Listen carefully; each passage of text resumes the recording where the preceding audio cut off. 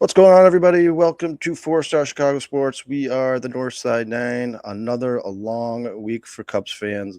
They just can't seem to beat the rivals. Is Jed Hoyer's seat heating up? Is Craig Counsell's seat heating up? We'll talk about it after this.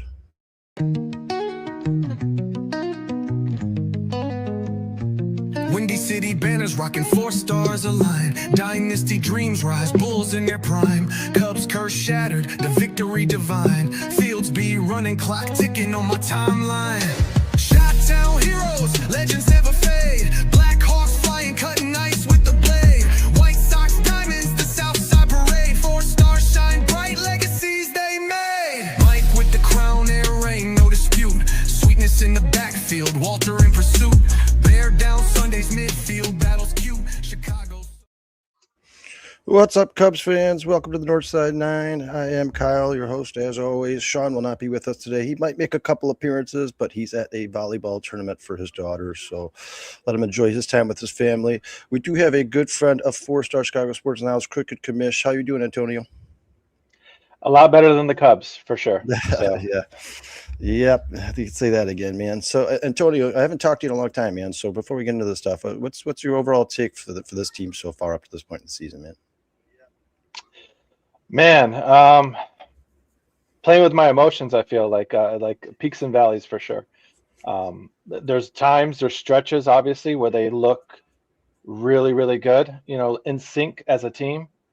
And then they go through the stretch that we just saw them go through where they look completely lost at the plate, and they look like this is the first time taking the field too, as far as some of the errors. Yeah, well, what a difference a month makes, man. I think after those 2 10-game win streaks that were coupled up together there, I think that a lot of Cubs fans probably had World Series aspirations.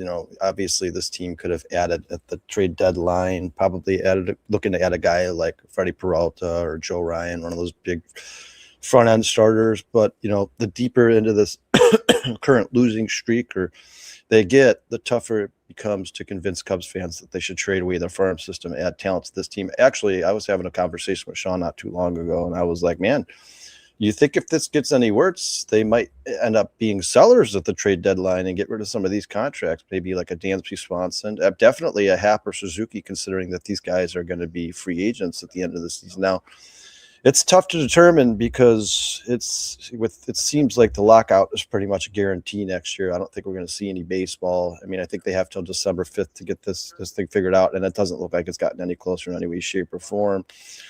What do you think, man? You think that the Cubs should add some talent to this team at the trade deadline, or probably too early, or a little too early to tell, or maybe be sellers? What are you thinking, man?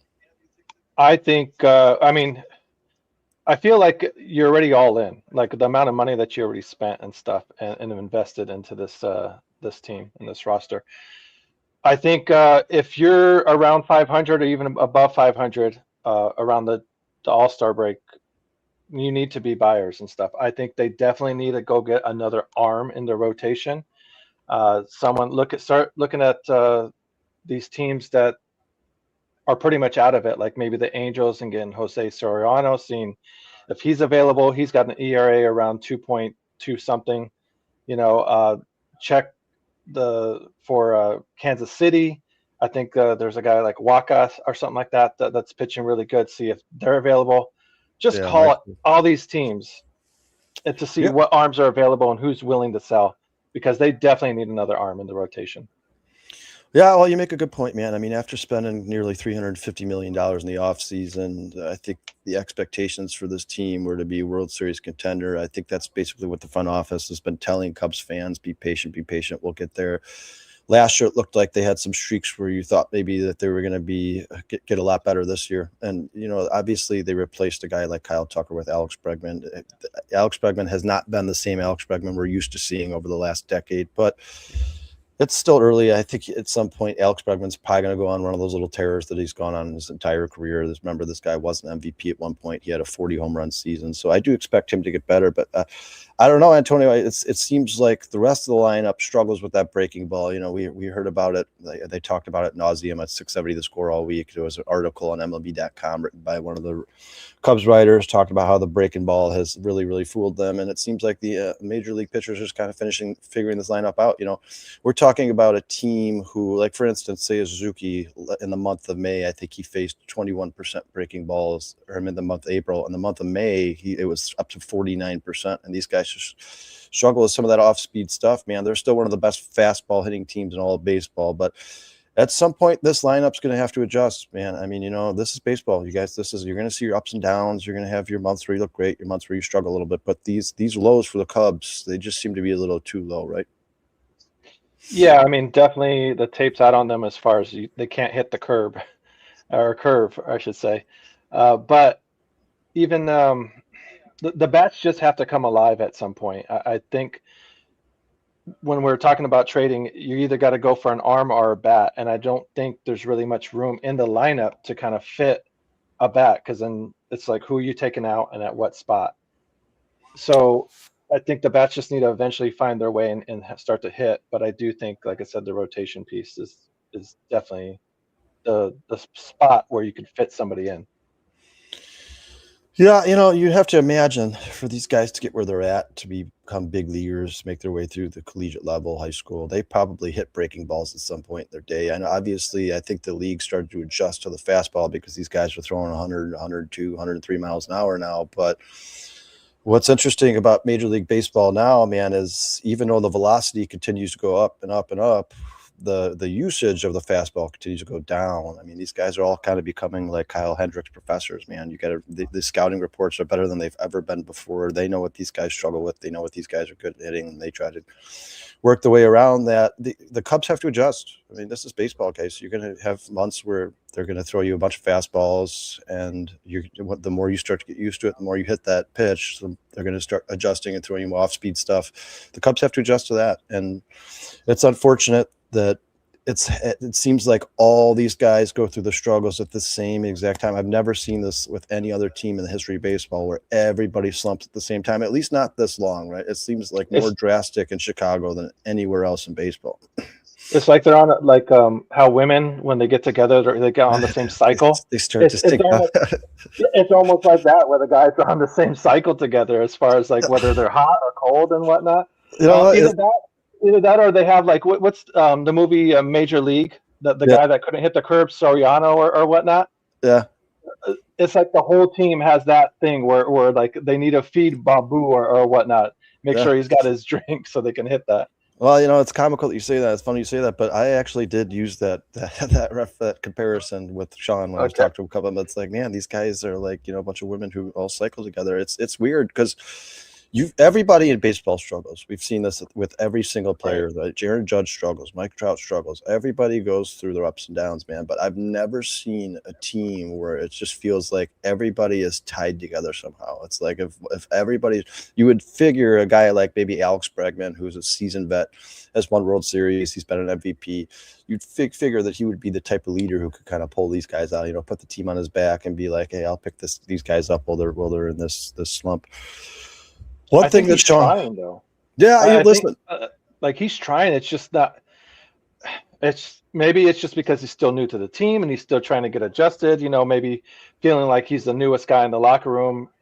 He doesn't feel quite comfortable being the vocal guy. Like I think he's trying within the teammates. Like you see him interacting with a guy. You see him and Suzuki doing home run celebrations, which you never saw out of Kyle Tucker and stuff. So.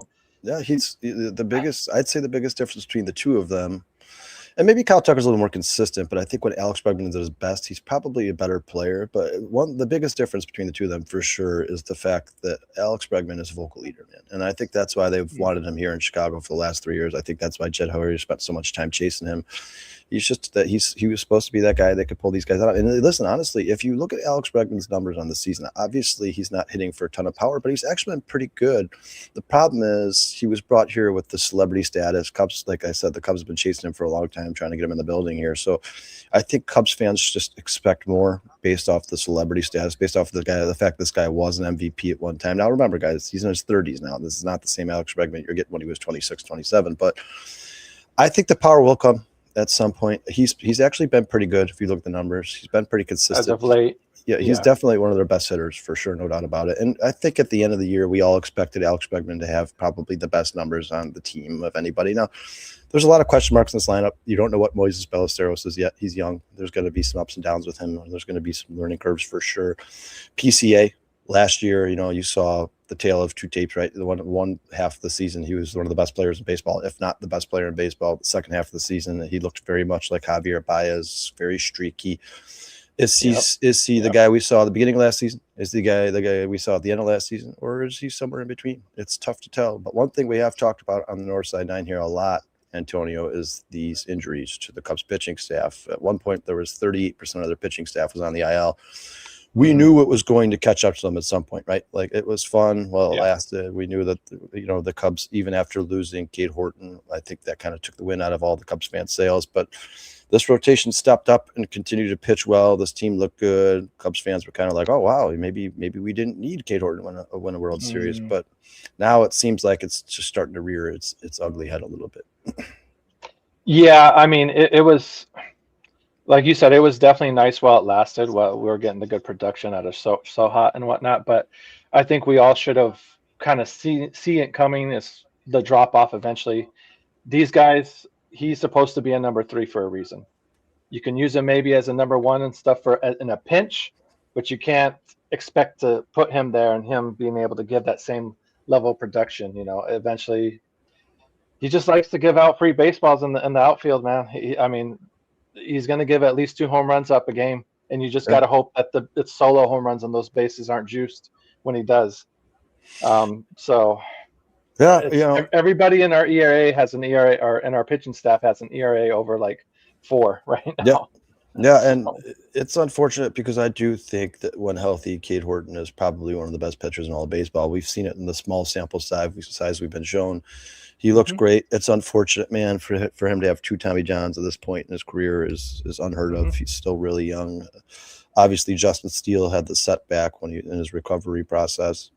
I think those 2 guys probably were considered the Cubs' 1-2 true front-end starters, borderline aces, if not aces. I certainly think Cade Horton could have been an ace for this team, but you kind of fought through that Cade Horton injury, and then you lost Boyd. Obviously he had that partial MCL tear playing with his kids, and you're like, man, can this get any worse? And then sure enough, Edward Cabrera has a blister on his finger that keeps him out. But I'm glad you brought up Shota Imanaga, because that's the guy I want to talk about. Sean and I talked about it on the Northside Nine a lot, about how after those injuries, could Imanaga step up and be a front end starter, be their ace? But man, in the last 3 starts, it just seems to have all fallen apart. It started with that Brewers series where the Cubs got swept. He did not look good in game 1, and ever since then, it seems to have gotten worse, man. I mean, he's never looked good against the Brewers, though. The Brewers have always touched him up.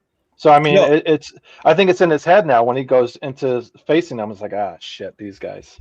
Yeah, it's like almost that little brother mentality, right? It's like the same thing you felt as a Bears fan with the Packers for the last 50 years, through the Brett Favre and Aaron Rodgers era. It seems like the Cubs right now kind of have that mentality when it comes to the Brewers, and specifically Shota Imanaga. Another thing we've talked about on this show a lot, man, is Shota Imanaga has never been good on an extra day's rest. And if you remember, he was slotted in to pitch against the White Sox on the last game of that series, and Craig obviously stretched him out to pitch against the Brewers, hoping that he would give them their best chance to win. And it kind of backfired. And it's if what's really disappointing, Antonio, is if Sean and I, as fans sitting on our couch, can see this, we can look up the statistics and see that Shota Imanaga has over a 5 ERA anytime he has extra days rest. Why can Craig Counsell not figure that out? Maybe it's a bit too much of the ego, like I know what's best type of thing, or being stubborn and stuff. So that's a good question. It is frustrating when, like you said, we the fans can see something, especially when it came down to his batting lineups too. Even before that, it's just like, dude, you got to make a change in the lineup somehow, some way. You can't keep giving Hap the 4 spot, which eventually he did do. So I think sometimes maybe Counsell's a little too loyal to his guys too, and he doesn't want to hurt feelings.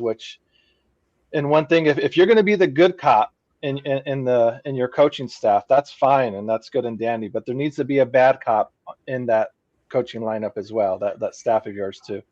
get on these players' asses when they're not playing up to expectations, because he eventually, like we said, he did make the adjustments and make some lineup switches, and it didn't seem to be helping at all at first. They finally did break that streak and losing streak and got some wins, but we need a 5-game winning streak instead of a 2-game winning streak to try and get back into this thing.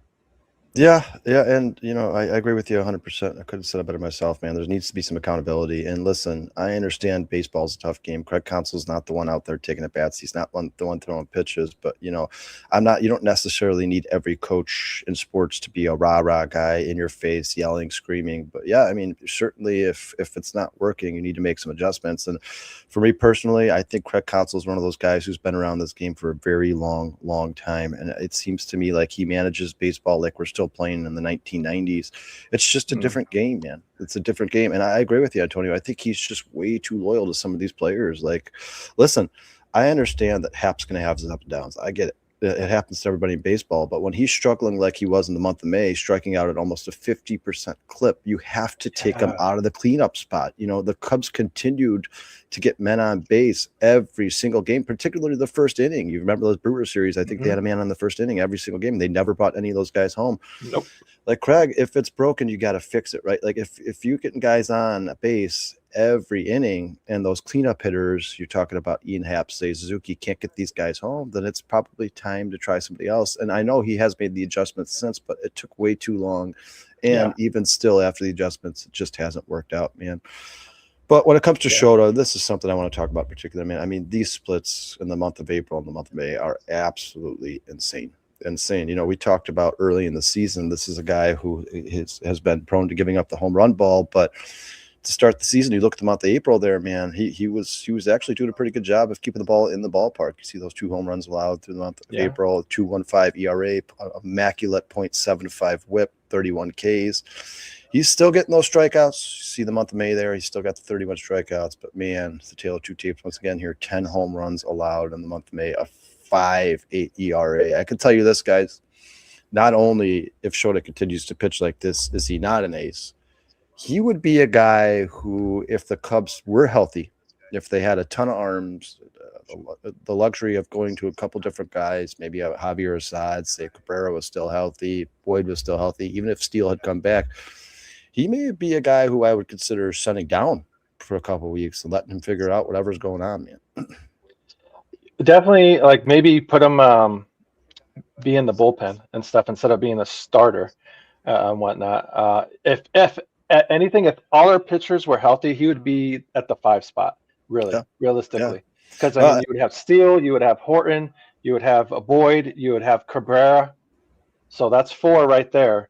And then so that 5th spot, you would have to be fighting between, Assad, Sohat, Colin Ray, you know what I mean? And Jamison Tyon, Tyon, definitely not Wicks though. Don't bring up the Wicks name. That guy, please get him on a ticket to the airport. I think we've seen just about enough of him. Being a first-round draft pick has been one of the more disappointing first-round draft picks that Hoyer's made. Yeah, and, we talked about Jordan Wicks on last week's show, and we talked about, obviously he's coming off that injury. He had those 3 starts in the minors. He looked like he was starting to figure things out. Yeah, for sure. He looked like he was getting a little bit better. And then they Cabrera and Boyd get hurt, and they run out of options, and they got to rush him up here. And I think as Cubs fans, we knew that was going to be a disaster. Sean and I talked about it many times. Bernard and I talked about it last week's show.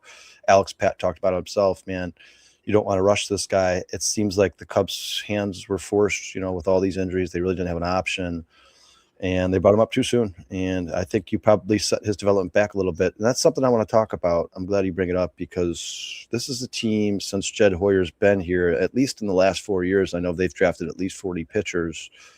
Where are these guys, man? You spent the last 4 years, Jed Hoyer and this organization, this scouting department, has drafted over 40 pitchers, and none of these guys are capable of reaching the major league level. Look at the rest of the league, man. You watch the rest of these teams. They draft guys in 2024. They're pitching in 2025. They draft guys in 2025. They're pitching in 2026. How come this organization isn't capable of scouting college talent? Maybe our coaching staff's not as good as we think it is then. If if you have this many bites at the apple and swings at it of drafting these pitchers, and you can't develop one of these guys, like something, you may need to look in the mirror there, because you're right. If other ball clubs are able to do it at a faster rate and in a more consistent rate than we can, something either the players, like there's no way that you're drafting all these players, all these pitchers, and they all are just AAA, AA guys. Yeah, Like, and you know, for a sport in which you have 300 players in your organization at any given time, when you're talking about all these minor league teams, for the Cubs to have drafted this many pitchers, and the only two guys who seem to be major league talent are Riley Martin and Jackson Wiggins, you got to start talking about Jed Hoyer a little bit. Now, listen, obviously when the Cubs are playing bad, everybody, it's all doom and gloom, kicking rocks, everybody, it's the end of the world, this team sucks, trade everybody, get rid of everybody. I'm not at that point yet. I think baseball is a very long season, and it wouldn't surprise me in any way, shape, or form if the Cubs went on another 10-game winning streak next month. It wouldn't surprise me at all, but you definitely start to have some conversations, right? I mean, for instance, you look at this graphic right here. I mean, is it wasted money, Antonio? I mean, you're talking about $35 million to Alex Bregman per year, $8 million to Phil Maton a year, to 25 to Dansby, 22 to Shota, 17 to Jameson. And if you look at that list, outside of maybe Alex Bregman, none of these guys have been fantastic by any means necessary. Now, listen, obviously, when we talk about Dansby Swanson, you're always going to talk about the defense, how consistent he is as a fielder. I have no complaints with Dansby Swanson at shortstop, but if you're talking about a guy who's getting paid $25 million a year, you certainly expect a batting average over 200, right? No, I mean, shit, you could throw PCA's name on that list as well, because he just got a big bag, and his batting average is like barely at 2, as well. So, and now his glove, ever since that White Sox game, his head has not been right, in the outfield. That Brewers game where he gave out the inside the park home run, letting the ball get underneath him, and then having the other one pop out of his glove or just miss. It's just he definitely could have used a day off sooner than what they gave it to him as well. So, I mean, at the beginning of the season, we thought Craig Counsell really had a grip on this team, kind of knew his ball club, and seemed to be making all the right adjustments. And then ever since that moment, even a little before, like it's been kind of unraveling, like you said. So I think the Phil Maton one is the one that's really just an embarrassing one, because we got absolutely nothing out of him. Yeah, and it's the second season in a row in which the Cubs went to the offseason and they basically rebuilt their bullpen from scratch, right? They let the guys who carried them last year go. Drew Pomeranz, Brad Kellers, they let those guys go, and they bring in Phil Maton, they bring in Hunter Harvey, and it just hasn't worked out. Hunter Harvey is a guy who we've talked about on this show. Like, when he's good, when he's healthy, he's great. He's awesome. And I wanted the Cubs to sign him. I was happy when they did, but you knew that the injury risk was there. We talked about it many a time. That last season, 2025, everybody talks about the 0.00 ERA, but it was 12 innings pitched, guys. Like, you gotta include the sample. How much of a sample size? Yeah. Yeah, right. And then Phil Maton is what the Cubs told us was like the prized possession this offseason. This guy is the best curveball in all of baseball, or changeup when he's on, and he's got that spin rate going, that movement going. He's absolutely phenomenal. And then he gets to Chicago, and it looks like he's never pitched a day in his life. It just doesn't make sense, man. Now, listen, we talk often about how the bullpen is just in baseball, it's just very fickle. It's almost impossible to predict what these guys are going to do from year to year. Alex Pat talked about a bunch of guys from the past here who have looked great, guys like Boxberger, Merriweather, and then the very next year, you want the Cubs to re-sign them because they look great, and the very next year they just look like a completely different pitcher. Brad Keller's been having a tough time this season. Drew Pomeranz there was conversations about him being DFA'd. The bullpen is tough. Certainly going to give Jed Hoyer and Craig Counsell a little leeway there, because even you look at teams like the Dodgers, and they spend copious amounts of money on their bullpen, and it just doesn't work out. I think the bullpen is going to get to the point now, and we talked about this last week, where you can just wait till the trade deadline and you see who's hot that season, and you add them at the trade deadline, man. I agree. No, for sure. Yeah. Definitely, like I said, an arms needed. it's one of those things where this team couldn't get any lower where they were batting at and stuff, and how where they're hitting, especially with Hat and stuff. So he could have only gone up. Alex Bregman's definitely been someone who you're expecting a hell of a lot more on the bat, and that's where it's kind of just coming together is at the plate.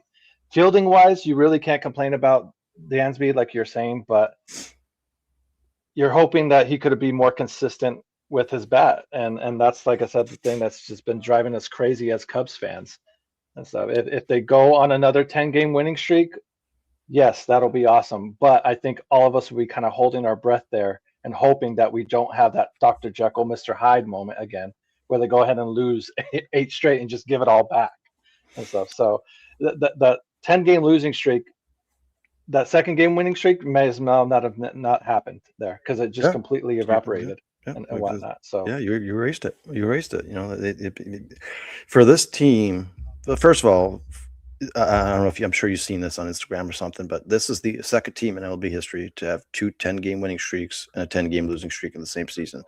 And the other team to do it was Dodgers did that. Yeah, 2017. But I did my due diligence. I looked back at that 10-game losing streak by the Dodgers in 2017, and half the team was on IL.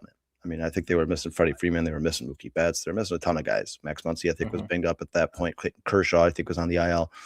That's not the same here in Chicago. This is the same team that won 20 games in the span of 20 games, who just lost 10 games in the span of 10 games.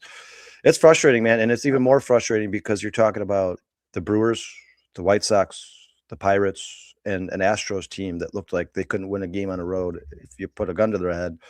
And they come into Wrigley Field, into our house. It was a get-right game. Yeah, and they wiped the floor with us. Yeah, and ever since then, Houston's been playing absolutely phenomenal. And I here's the thing too. I do think Wrigley Field is a tricky ballpark to pitch in because of the wind and whatnot. And what you were saying earlier, where there's times where these pitchers in other ballparks look super dominant, and you're like, damn, that would be awesome if we can get them on our team. And then we do get them on our team, and they do not look the same. You look at guys like Craig Counsell, did not pitch the same way, or was not nearly as dominant as he was on other ballparks and stuff. Even the pitcher we got from San Diego, the Asian pitcher, he's been on everywhere. Gosh, what was this? Darvish, yes. Another one where it looked dominant in so many other ball clubs, and you're just like, damn, if we could have that guy, in our lineup, that would be freaking awesome. And then we get him, and he's just not the same pitcher. He just doesn't pitch the same. So it's just a very common story where it seems like these other pitchers look very, very good on these other ball clubs, and we hope to get them on our team. And then once we do, it's like they look like a shell of themselves.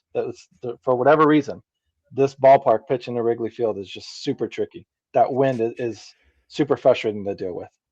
Yeah, sure. And there's definitely times at Wrigley where it seems to be just like its own monster. Seems much different than the rest of the ballparks in baseball. But we have seen guys here and have come here and have long-term extended success. You have to start to ask the question, man: is this a developmental problem? Is this a coaching problem? Is this a culture that's somehow been instilled here? That it's like Antonio, 5-6 years ago. You felt like the Brewers couldn't even hold a flame to the Chicago Cubs. Now all of a sudden they're our arch nemesis. We can't beat them. They're our big brother. I feel like some of that is culture. I feel like some of that is coaching. You have to a lot of people complain about Ben Johnson and his little handshake with Matt LaFleur and going in the locker room. We hate those guys. F those guys. That's how you change a culture, man. I mean, sometimes I think that's what these guys need. You have to. You're talking about a rivalry in which hasn't been much of a rivalry for the last 40 years. Basically, the Green Bay Packers dominating the Chicago Bears. You draft a franchise quarterback, the right coach here, and all of a sudden, it seems like things are turning around a little bit. What do you think this team has to do to get this ship right, man? Like I said, if we can't add an arm, or a bat, but I think we need an arm more than a bat. I think eventually the ball players just need to play ball. I mean, there's only so much yelling and whatnot you can do. And Craig Counsell's not a yelling type of guy. He's let me take you to the room and we'll talk one-on-one and kind of figure this out and see if we can talk through this and whatnot and hug it out. But his whole coaching staff cannot be like that. Hopefully there's someone in that coaching staff that doesn't mind chewing a player's ass out when needed. And I think it's definitely needed at this time and whatnot. But yeah, it's crazy, man, because there's times where it just seems like they can't get out of their own way. I mean, you just look at the Cardinals game last night, guys. You watch that first inning and you're thinking to yourself, oh, the Cubs are back. They're going to beat the shit out of this guy. Clearly the Cardinals starter was struggling. He was not hitting his spots, missing all over the place. So how can that people lead to save his life? Like to get a 3-0 lead and then just give it right back in the first inning too. It's just like, Jesus Christ, man, what are you doing? That's something I've talked about. I talked about it with my brother yesterday. Like, why do the Cubs, in order to get 2 runs across home plate, it has to be an hour-long inning where everybody on the team has an at-bat. They get the bases loaded with 2 out, and you're like, oh, man, please just get a base hit, get somebody home. It feels like it's eternity. It takes them 25 minutes to get 2 guys. And then the next inning, the Cubs give 2 free bases on walks or a hit by pitch or whatever it is, maybe a blooper base hit, and then, boom, a home run, and the game's tied, and it takes them 10 seconds. It just feels like every single time this team is, even when they're winning a ball game, you feel like you're holding on for dear life. And I think that's a mentality thing, man. I really do. Because if you know you have the talent, if you know the talent's there, you've seen these guys all be successful hitters in baseball. I mean, you talk about what Nico and Moises did in the first month of the season. They looked absolutely phenomenal. They looked like 2 of the best hitters in all baseball, particularly Nico Hoerner. He looked like he was on pace to not only be an all-star for the first time in his life, but MVP talks. Yeah, MVP conversation for sure. And then it's just like it all falls apart. I don't think that that's his talent thing. I think that that's the mentality thing. And if it is, then it needs to be addressed by the coaching staff. Guys like Ballesteros needs more bites at the apple. They need to be in the lineup now, not just a spotty thing, because these guys are not going to be able to build any kind of consistency or confidence just being in there every once in a while, And if you're going to call up guys, hitters like Kevin, was it Alcantara? Yep. If you're going to call him up, and even the other guy that got it, Pedro Ramirez, yeah. Yeah, like give them more consistent at bat. Just don't put them in the lineup one day and then the next day you go back to the like. Let them build up something. See if they really have something going here, because it's frustrating to see them get called up one game and then them sit the whole game and they don't even play. It's just like, hey, this is what a real ballpark looks like. I just want you to take it all in. It's like no, like get these guys in the freaking lineup already. Like we're on a freaking 8-game skid, on 9-game skid, a 10-game skid now. Do something for God's sakes. Let these young bats hit, and not just once. Give them a whole freaking week. Give them 2 weeks to see if they really can do something. Well, yeah, and it's kind of like a 2 birds, 1 stone situation, right? Like if you feel like if say, for perfect example, Suzuki, who has been absolutely god awful over the last month, you feel like maybe sitting him down, and like you said, having that rah-rah moment for Craig Counsell, like, hey, let's face it, you just haven't been good. You haven't been good enough. This does not cut it. Sitting him down and looking at one of those kids and saying, hey, you're up here. It's your time. Go play right field. Let's see what you got. And maybe that sparks the whole team. Maybe you see a guy like a Kevin Alcantara, a Pedro Ramirez, like you said, come up here.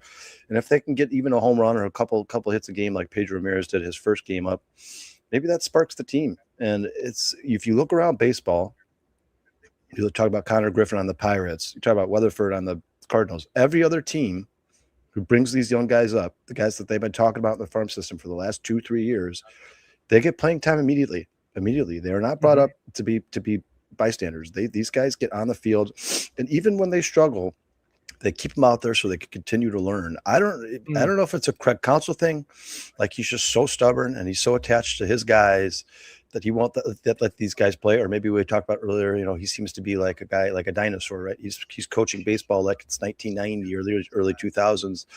And he has this mentality like, well, anytime you have a young player, he has to sit on the bench for a month before he starts getting actual playing time.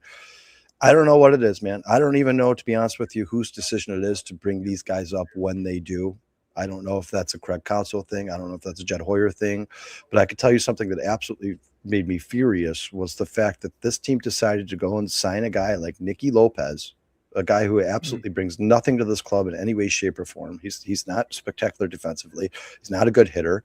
I've never heard that he's like some locker room leader that makes everybody better. It's just like he serves almost no purpose. Instead of bringing up guys like Kevin Alcantara and Pedro Ramirez, then they finally decided to DFA Nicky Lopez. So that was wasted money. There was absolutely no point to bringing him in here. They bring up Pedro Ramirez. They give him a couple at bats. He looks good. He had that double. Yeah. I think it was against the White Sox. Against Houston. Yeah. He looked good. He looked really good. And then they sit him on the bench for another 5 days. It doesn't make sense to me. Craig Counsell, in his career, since the Chicago Cubs made him the second highest paid manager in all of Major League Baseball, has just continued to do this thing where he cools his guys off. And I don't understand. I don't know if you remember, it was a couple years ago. I can't think of his name. Alex, it started with a C, his last name. But either way, he's gone now. That he left this team in a trade. But they brought him up. He hit a grand slam, and Craig Counsell sat him for the next 2 days. Like, Craig, why do you continue to try to cool these guys off? Like, whoever is hot should be in the lineup. Like, he doesn't trust them. It just doesn't make sense. You're looking, you're scratching and clawing and looking, begging, and for anything you can get to try to turn this thing around. You bring one of these guys up. He has a double, an RBI double, his first at bat in the majors, and the next day you're like, all right, well, you could sit down again. Like, it doesn't make any sense. And the thing you're talking about, like lighting a spark or starting a spark there, what kind of message definitely would that send if you sit Suzuki, or a big time player? What message does that send to the other guys? Like, oh shit, he's sitting that guy? That's making that much money? He's hitting. I guess I better fucking like step up and shit. Because if he's willing to sit that guy, that's supposedly a big time player, a guy that's making a lot of money in this ball club, he won't be afraid to sit my ass if I'm not playing up to par. So that's another thing that can send a message of like not being afraid to be like, hey, if you're not playing baseball, you're not going to be on the ball field. You need ball players. Back to the two birds, one stone, right? Like, you're sending a message to the rest of the team. Like, guys, I don't care what your status is on this team. I don't care how much money you make. If you're not getting the job done, then somebody else will. And I think that's the winning mentality. And I think that's the mentality that Craig Counsell has to have. Obviously, Craig Counsell's been here for I think his third year now. He could still adjust. He could still make those changes. He might look in the mirror one day and say, I need to adjust my coaching style. I need to start coaching like it's 2026. But so far, through his tenure, to be the second highest paid manager in baseball. Remember, the Cubs gave this guy $40 million, and it was all guaranteed, guys. Every single dollar that Craig Counsell is paid or is owed is going to be paid to him no matter what happens. Even if they decide to part ways with him tomorrow, he's still making his $40 million. And his understudy is out coaching him over in Milwaukee. Like the guy that took over for him, that learned underneath him, completely out coaching him ever since he's came here. Yeah, and it makes you wonder, like, is Craig Counsell as good of a manager as we've all been told, or did he have one of the best pitching staffs in the world in Milwaukee? Like, it's how much credit can you? And I talked about this last week with Brendan and Alex. It's not quantifiable, guys. In a sport like baseball, it's just not quantifiable. You can't. There's no way to determine how much of the success or how much of the failures are on the manager's shoulders. It's almost impossible. And a good example I used last week was you talk about like Tom Brady and the Patriots, right? That 20-year stretch in which they were the most dominant team in all the NFL. If Bill Belichick had been the coach there for all 20 years, and all 20 years they finished 10-6, that would be a really good coaching tenure, right? You're like, oh, they had double-digit wins every season, probably fringe playoff team every season. But right, when you're talking about guys like Tom Brady and some of the talent they had here, Rob Gronkowski, Julian Edelman, you knew that they were capable of more, right? Like, you knew that this is not a 10-win team. This should be a 12, 13, 14-win team. Is that where we're at with Craig Counsell? Like, is Craig Counsell a good manager, but not great? And he's putting this team in a position to be successful and win, but maybe not maximizing their potential? Yeah, I mean, I that's a good point. I mean, and I think that's wouldn't be unfair to say. I mean, he was an average ball player, so I mean, why wouldn't he just be an average coach? So I like what Eric's saying, that he liked Ross better in his opinion and stuff. And yeah, Rossi definitely wasn't afraid to, like I said, be that guy that to sit a player or to freaking tell his ass out, chew his ass out. And he got that respect because he could say, not only did I win a ring with the Cubs, I also did it in Boston as well. So it's like that guy knew what it took to win championships. I granted he didn't win one here as a manager and whatnot. I don't know if they should have gotten rid of him at the time that they did, but I mean, I guess that's way in the past now at this point. Yeah, and Erica, first and foremost, once again, guys, because Sean's not here. Sorry, it's tough for me to deal with the graphics in the chat, so it's one of these shows where I'm not able to get to all the chats. But real quick, I want to say thanks for being here, Erica. As always, Erica's here with us on every Northside Nine. We appreciate you. Appreciate her. Parker B88 was here at one point talking about Phil Maton. We appreciate you being in here. Brandon's here. Breaking news, Bruce Abbey, as always. Yeah, I actually have had that conversation more than a couple times with my friends. Man, I don't. Listen, and I'm not going to sit here and say that David Ross would have been the best manager of baseball and he's going to get hired and win a World Series with a team next year.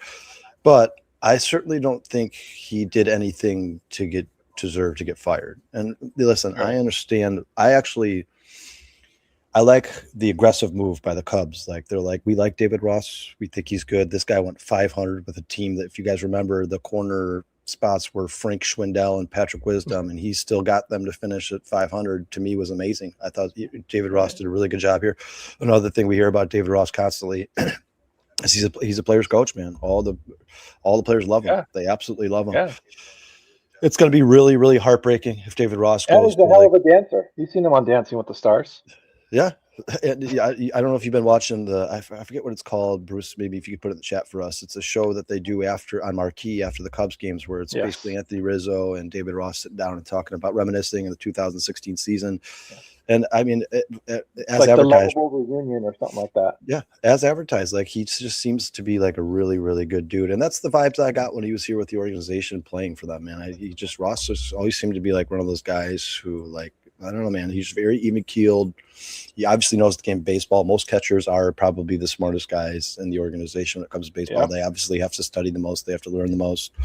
You talk about a couple guys here and there, pitchers who have won multiple Cy Youngs, who are like, I wish I could give one of those Cy Youngs to my catcher. Like, that's how much they mean to them. But yeah, it's a conversation that I think is only going to continue to pick up steam as the season goes on here. If the Cubs continue to struggle, I do believe personally, guys, that Craig Counsell's seat is going to heat up a little bit. I mean, you're talking about, once again, a team that spent $350 million in the offseason. Basically, to me, is what the Cubs brass, what the Cubs front office said to Craig Counsell, is like, all right, we got you all the pieces. Now it's up to you to try to get this team to a championship. Listen, I will say this, and you have to, if you're going to sit here and talk about the Cubs, if you're going to analyze this team. How many more years does he have, too?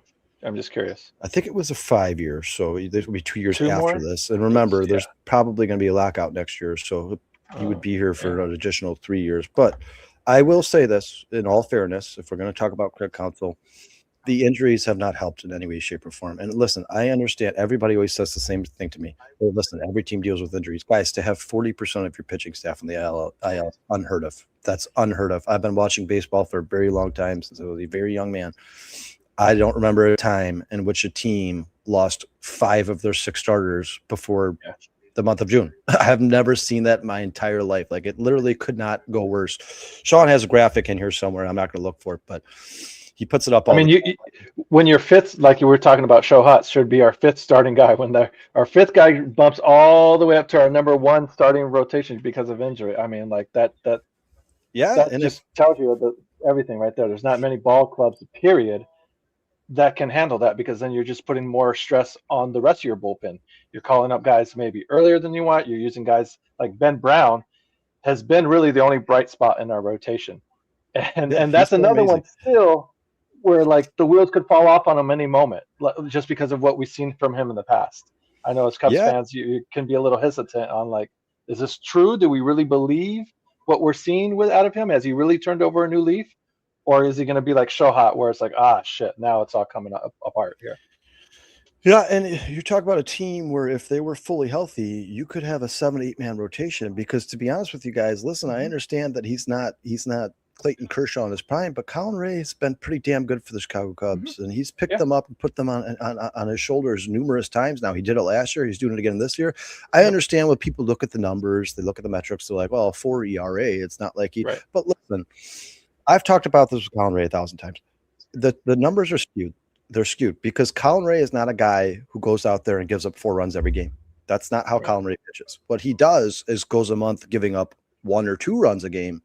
And then he goes a month giving up 4 or 5 runs a game, and then it evens out to a 3.5, 4 ERA. But I'll tell you this, I have been nothing but impressed with what Colin Ray has done for the Chicago Cubs. You talk about the interview he had before the season where this guy told his fan base, I prefer to be that long inning reliever guy. I don't like at this point in my career, I'm not hell-bent on being a starter. And once again, we're in a situation where they're like, hey, sorry, Colin, like we would love to have luxury, but we just don't have an option. Like you're going to have to pitch as a full-time starter. And to me, it seems like he's the only guy on this team who's got like that old-timey mentality. Like, hey, I don't care what my pitch count is. I don't care how many innings I have to pitch this year. I'm not going to get hurt. I'll be here all year. Don't worry. He's like a saving grace. He's a ray of sunshine, if you will. Pardon my pun, but this is a guy who, Antonio, can you imagine this team without Colin Ray? No, oh my God, could you imagine that?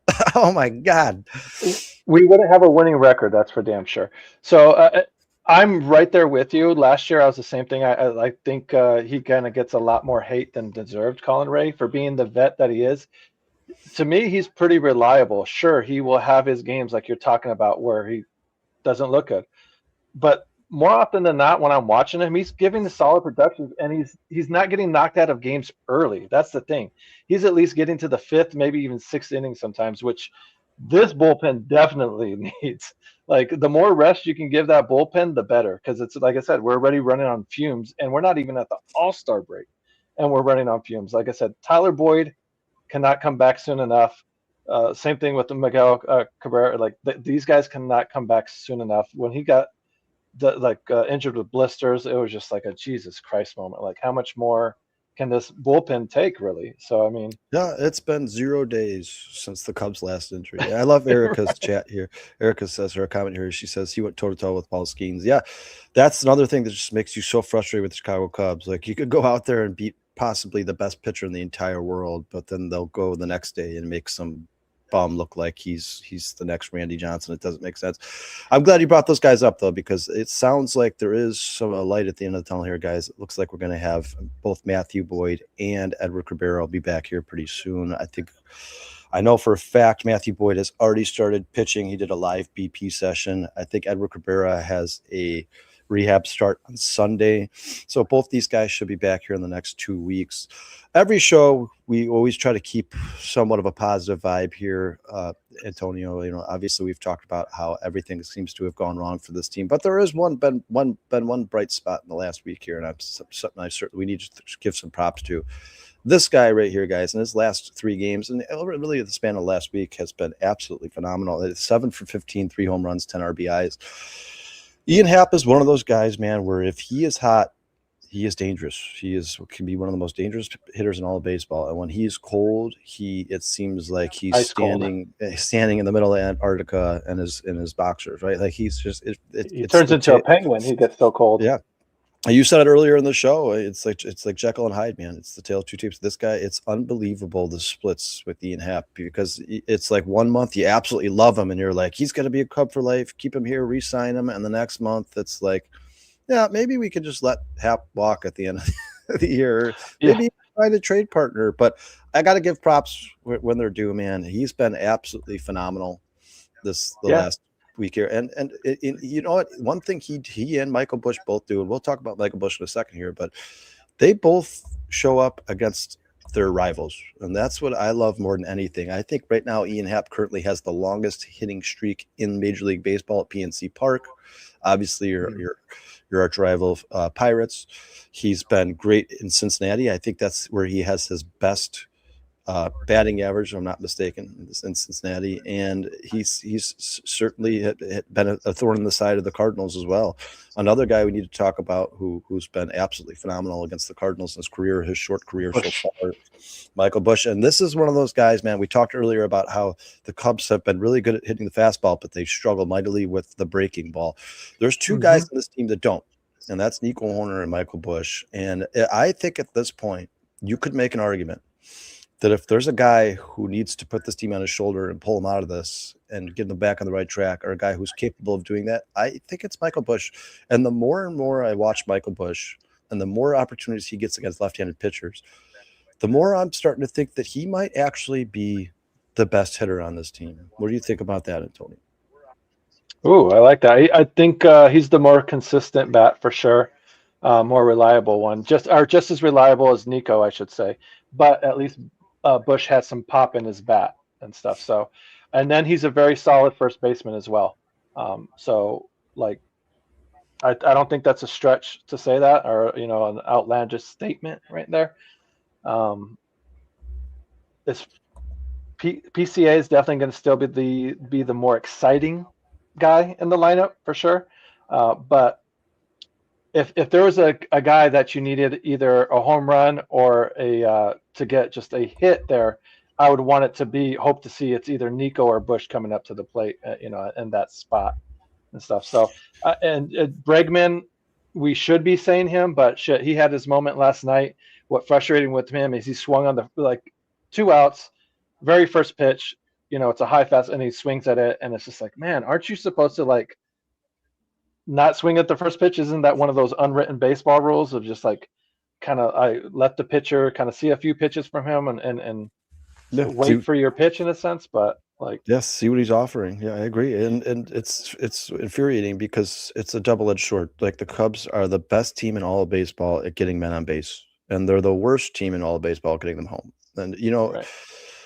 One thing that I'm sick of hearing, guys, and we've heard this so many times on the broadcast from any Cubs play-by-play announcer. Oh, if they keep hitting the ball hard, eventually things will turn around. If they keep getting men on base, eventually things will turn. Like, you guys, you're talking about probably now a calendar year sample size. You talk about the end of last season after the All-Star break. It's just something that the Cubs can't figure out, and I don't understand why. And I saw a statistic, I think it was on Instagram or something, that over the last 3 seasons, the Cubs have been like one of the worst teams in the history of baseball, getting guys home from third with 1 or 0 out. So you're basically talking about just hit the ball, right? Just put the ball in play, Right. sack fly, a hard hit ground ball out. And for some reason, this team can't do it. It's absolutely infuriating. I know every Cubs fan in the world has the same thing I am when I'm watching these games. Like, guys, how are you so incapable of getting a guy home from third with 0 out? Just hit up, sacrifice fly, choke up, do whatever you have to do. Like, just hit the ball hard to the second baseman, and that guy will get home. And then on the flip side of that, when we were going through that losing streak, I found it was interesting. Like, the guys that were being like the heroes for the other teams were like guys that never hit home runs and shit like that, or never hit for power or any shit like that. It's like, oh, this guy's coming up and he's a terrible home run hitter, really doesn't have, and then boom, hits a home run, and it's the game-winning one. Or the guys that were coming up and being the most unlikeliest of heroes for the opposing teams there were coming through in the moment, and it's just like, how this guy never hits well in this spot, and then now all of a sudden he gets a hit here in the biggest moment of the game. It's just like, so at least that almost seems pretty flukish for the Cubs part and the pitching staff, and so hopefully that will kind of come back down to earth to where these guys that normally strike out in this spot end up striking out instead of coming through and hitting a home run out of nowhere to win the game. Yeah, to me, that's once again, that's a mentality thing, man. Like, if you're talking about a guy, and I know there's a couple examples we could talk about here. It's for instance, the guy who I don't know why his name escapes me. Bruce, help me out here. But the guy who hit the home run for the White Sox in the last game of the series to win. I mean, they had talked all game about how that guy had been doing nothing but struggling. He just didn't look the same. He had been off all season. He had a base hit earlier in the game. I'm like, well, it looks like he's kind of coming back around a little bit. And then he hits that game-winning homer and it's like, you have Montgomery, you have Vargas, you have Bidroth, you have Murakami, and this is the guy. This is the guy who you let beat you. It's unbelievable. Yeah. And I think there's certain teams, like if you look at the White Sox, for instance, they had a walk-off home run last night from Vargas. Like Vargas, yep. they just look like an inspired team, right? They look like they have this energy, like they're like, hey, like they're playing with with no pressure on them whatsoever at all. They're like, hey, we have nothing to prove to anybody. We were supposed to be a shitty team coming in this season. We don't have any pressure. We go out there and we play baseball like we did when we were 10 years old. That's the mentality that I think this Cubs team needs to get to, because I honestly do believe, and I know it's tough to convince people of this, Antonio, but I believe there's a lot of talent on this team. I think if you look at the Cubs lineup, you could have it much worse. You really could. I think Pete Crow Armstrong is better than people give him credit for. I think he's another one of those guys where people expected him. He was in the MVP conversation last year. I think people expected him to be like a superstar, but you don't have to be a superstar, PCA. Just be a guy who gets on base consistently and steal bases. Like, I don't think PCA is going to have many seasons where he hits 30 home runs, but I do think that the 30 stolen bases is something that he will probably be consistent with. It's just not happening. You talk about Nico Horner. This is a guy who is more than capable of hitting 300 throughout the span of an entire season. And he has this huge dip where now he's batting average down to 250 all of a sudden. Alex Bregman, a guy we talked about, has hit 40 home runs in the past. He's had a season with over 30 home runs, a season with over 40 home runs. He was a league MVP. He's won World Series. He has that championship pedigree. He gets here and he just looks average. He looks blah. There's something to it, guys. There's got to be a solution. It's got to be a mentality thing. They got to change the way that they think. They got to change the way they approach every at bat, and they got to have fun. Like, go be baseball players. Do the same shit you did when you were a teenager. Go have fun. Well, PCA definitely should have more walks than what he does. He should be, and that just getting on base, I mean, all of a sudden now gives you that threat that you're really known for of stealing bases and whatnot. So, I mean, yeah. So, but his bat discipline is really bad. Like, it's just as bad as Javi's was there for a while, where he's just swinging at anything and everything outside of the zone, any kind of breaking pitch and whatnot. So he's just so anxious to try and jack a home run, it seems like. And it's like, you're not really even supposed to be that guy. You should have the occasional pop, but really we want you just to get base hits, doubles more often than not if you can, instead of getting home runs, or like I said, just drawing a lot of walks to get on base, so we can have you stealing and whatnot. So he really is the one that needs to work on that bat discipline, because he's just swinging that too much. Yeah, and PCA is it's a tough one, man. It's a conundrum because it kind of reminds me of Caleb Williams. Like, you want Caleb Williams to play more within the structure of the offense, but you also don't want to take that backyard football out of him either, because that's where he's at his best, and he makes miraculous plays. PCA is kind of the same way. Like, you don't want him swinging at bad pitches, but if there's one guy in baseball who can hit a home run off a pitch that's 2 inches off the plate, it's PCA. We saw him do it at the beginning of last year. So it's like, where is the disconnect? What happened to Pete Crow Armstrong, where last year he was swinging at bad pitches and he was hitting for doubles and triples and home runs, and now all of a sudden he's swinging at those same pitches, and it kind of looks like Javier Baez all over again, where he's like reaching and it's got to be something in his mechanics. It's got to be something in his stance, his approach. They got to. That's what. Like, I do believe, Antonio, that at some point, if this team continues to have the struggles they've had, somebody's become a scapegoat, and I think that guy is going to be Dustin Kelly, the hitting coach for the Chicago Cubs. I think he is probably going to be the first guy who is sent on his way, and the Cubs could be like, well, this is the reason have been so bad, is because of this guy over here. So we're going to get him out of here, and we'll get somebody new in here, and we'll be back on track. And then, honestly, if that doesn't work, and I mark my words, guys, I think it's going to happen before the end of the season. If that doesn't work, then they'll start looking for somebody else, and it might ultimately fall on Craig Counsell at some point. But yeah, I mean, it's once again, it's unquantifiable. It's just something you can't figure out. Like, these guys, we know they're all capable of being better. We've seen it in the past. All of them, every single one of them. Even Dansby Swanson has had flashes. I mean, you don't expect Dansby Swanson to hit 300, but you certainly don't expect 190, right? Like, you expect 240. Yeah, 240 to 260, somewhere in between there. 25 bombs. He's a good base runner. You expect him to hit to get on base, steal bases. It's just like I said. It's like you said earlier. It's like they're all cycling together, man. It's something I will never, ever, ever be able to explain. I don't understand why this is the only team in baseball where it's like, hey, if 1, 2, 3 are bad, then so are 7, 8, 9. Like, it just doesn't make any sense to me at all. Usually in baseball, what happens is If the top of the lineup gets a little cold, the bottom lineup will kind of pick them up, and vice versa. If the whole lineup is cold, the pitching staff will pick them up, and vice versa. If the starters are struggling, they can rely more on the bullpen, and they'll pick them up. This is a team where when they struggle, they just struggle as a team. That's just feels like the dugout vibes are flow with PCA's vibes. If PCA's kind of frustrated and having a bad day and kind of slamming the bat around or talking to himself, like that kind of energy carries itself into the dug room and it kind of almost like rubs off on the other guys and stuff. So I know he's been better about it lately and stuff, but there's times where you, especially like I said, ever since the White Sox thing, where he just kind of looks lost at the plate and lost out there, just playing too desperate, I guess, at times, kind of putting too much on themselves and shit. Like, I gotta do something here.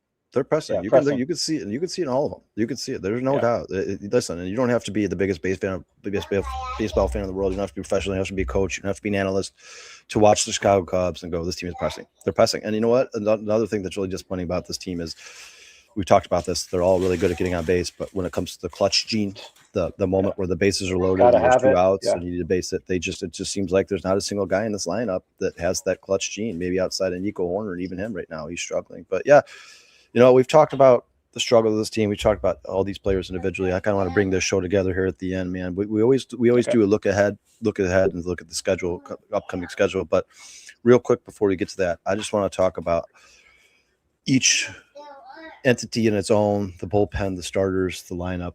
I think that the lineup is probably going to be okay. Now, listen, Sean talked about many times before the season, he thinks that they are still missing a bat. And it looks to this point like he may have been right. But once again, there was a lot of ifs going into the season, right? If Ballesteros is a 300 hitter, if Nico Horner can hit 300 all season, if PCA looks more like the guy in the first half of the season that he did second half of the, if Alex Bregman brings his 40 home runs here, his MVP status here, so many ifs. I think the lineup is just streaky. I think that's what this team is. They're getting thrown a ton of breaking balls right now. I think I saw a stat. They had the most breaking balls in a calendar month for one team than any team in the history of baseball, at least in the stat track era. I think you're going to see a season in which this lineup's going to have really good months and they're going to have bad months. But I think it's good enough, the Cubs lineup, to keep the ship afloat, right? Like we saw last season. Like, they had a terrible, terrible second half of the season after the All-Star break, and they still ended up making the playoffs and winning a playoff series against the Padres. So I think this lineup is good enough to win baseball games and good enough to get this team in the playoffs, for sure. Do you agree with that? I do. I do think that the pitching needs to come together for sure. I think they could use another arm instead of a bat. If you want another bat, I think you have it within the club. Get Ballesteros more hits at the plate, because I feel like at this point this guy could go like 3 for 3 one day, and then they'll still sit him the next day, instead of being like, you're like, oh shit, no, like let's see if you can go 2 for 3 the next game and kind of keep this hitting streak going and whatnot. Yeah. So I think some of the bats are on the lineup. Counsell just needs to give them a consistent opportunity there. And that's something Sean and I have talked about. Sean says they need another bat. Like, maybe it's in the building, like maybe it's in the organization, and they just need to go find it. I hope going forward, and once again to talk about positives, guys, I think Kelvin Alcantara is going to be good. I think Pedro Ramirez has been outstanding since he's been here.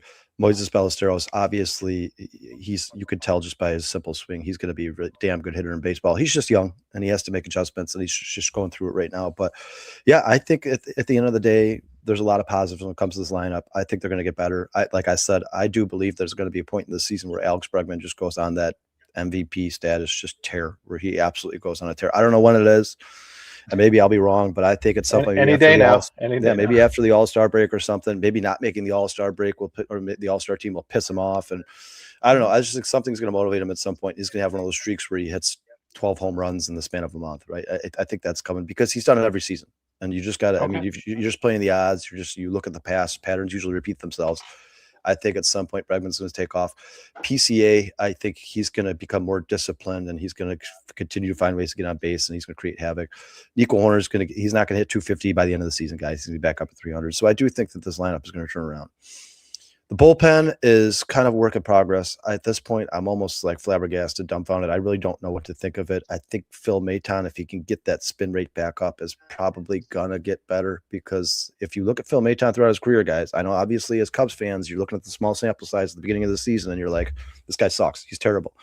He isn't. Phil Maton has been very, very good in the past. At one point, he had one of the best off-speed pitches in all of baseball, man, with that spin rate. Hobie Milner, I have no complaints at all in any way, shape, or form. I think Hobie Milner has been absolutely amazing. Everybody has bad days. People always point to these one games here and there, and they're like, I don't know, man. You remember that? For the most part, you guys, I think he still has a sub-3 ERA. He's been pretty damn good. I'm not going to put Hunter Harvey in the conversation, because I think that guy's just kind of like the Mike Brown of baseball, the Kyler Gordon. I just don't think he's ever going to be healthy. I don't think his body's built for playing baseball. And Kid Hort might be in the same conversation. But Riley Martin should be back in a month or so.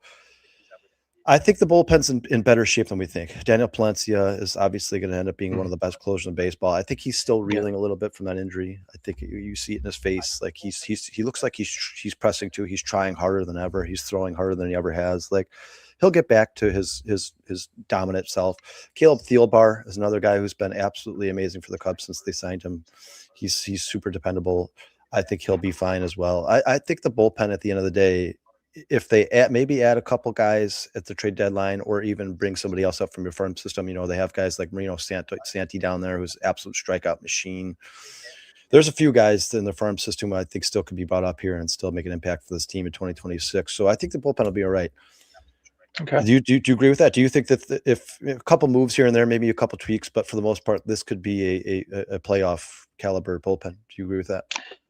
I'm not too familiar with what kind of big names they have in the farm system that they could possibly pull up, but I do agree. Like, we do have a closer already. I like Palencia. I think if that's not something that we need to go and get, I believe that, like, if he's coming in to close the game, I really don't have any worries about that. I like his stuff, but it's about the healthy part there. Like, it's a lot of what ifs for sure, because I do believe if our starting guys can stay relatively healthy, that will help the rest of the bullpen and stuff. It won't be pressing on them or relying on them or trying to call them up to do something that they're not really comfortable with or really want to do, like in Colin Ray's situation and whatnot. So, yeah.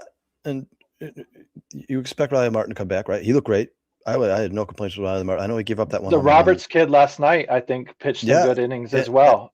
So he's the guy that gets fired up. Yes. Yeah, I think if healthy, this bullpen's actually pretty damn good, man. I think if healthy, if you look at around the league, the Cubs actually probably have one of the better bullpens in baseball. And you talk about, how about Trent Thornton?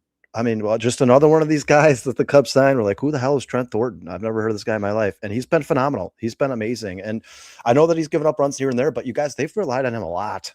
Trent Thornton has pitched a lot for the Chicago Cubs since he's been here. Not only is he pitching, has he pitched multiple times back-to-back days, he's also pitched numerous innings. It's like he's almost like becoming that long inning reliever guy for the Cubs, the guy that Ben Brown once was. I think he's Trent Thornton's kind of stepping in that role. And then you talk about some of these guys in the minors. Hollowell, when he was up here last year, he looked good. He's been dominant in the minors. At some point, I think you're going to see him up here again, especially if they deal with any more injuries. Marino Santi has been absolutely phenomenal. I know I think he's a AA right now, but they could speed up his get him into the major leagues. I wouldn't be surprised at all if you see him at some point this season. Christian Roa is another guy in the minors who's been really good. I know he's struggled throughout his career. He's kind of been like a journeyman now, and I think he's on his third or fourth team. But this year he's looked really good. The Cubs have been pretty damn good with developing pitchers that have struggled in the majors. You talk about guys like Drew Pomeranz, hadn't pitched in 2 years. He gets here, he looks great. Brad Keller comes to Chicago and adds 3 miles per hour to his fastball. So I'm not worried about the bullpen. I think the bullpen is going to end up being pretty damn good by the end of the season. I think the lineup is good and certainly good enough to win playoff games. The last facet of this team we need to talk about, Antonio, and this is the one that's certainly going to upset people the most, is the starting rotation. I mean, first and foremost, how many, and real quick, Jason K2W joins us. He says, Maton sucks right now, dude. Yeah, but Maton's been great in the past, and Maton's been great in the past. And Jason, it's, and thanks for joining the show, Jason. We appreciate you, brother. But it's baseball, man.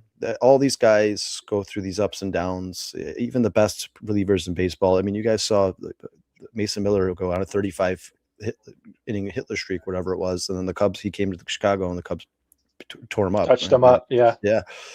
They all go through these ups and downs. I think Phil Maton is going to get his stuff together. Like I said, when he has that the velocity and the rotation working, he's a damn good pitcher. There's just something wrong with him. You could tell by looking at it, by watching him. He's pressing, he's pushing too hard. I think by the end of the season, Jason, I think you'll end up liking Phil Maton. I think he's been a damn good pitcher in baseball for a very long time. He's got a career ERA of sub-3 ERA. He'll get back to that point. I honestly believe that. Even if he doesn't, time will tell. And even if it doesn't, We'll and Jason, I'm not even talking about the money. I'm not obviously not happy about the fact that he's making $10.5 million. But even if he doesn't, we just talked about all these guys. You talk about all the guys they've brought up, like Riley Martin, Jackson Wiggins, that they've announced is probably not going to end season-ending surgery. So he's a guy that could be brought up to this bullpen at some point. Talk about Hollowell. Colby Milner's been great. Daniel Palencia is great.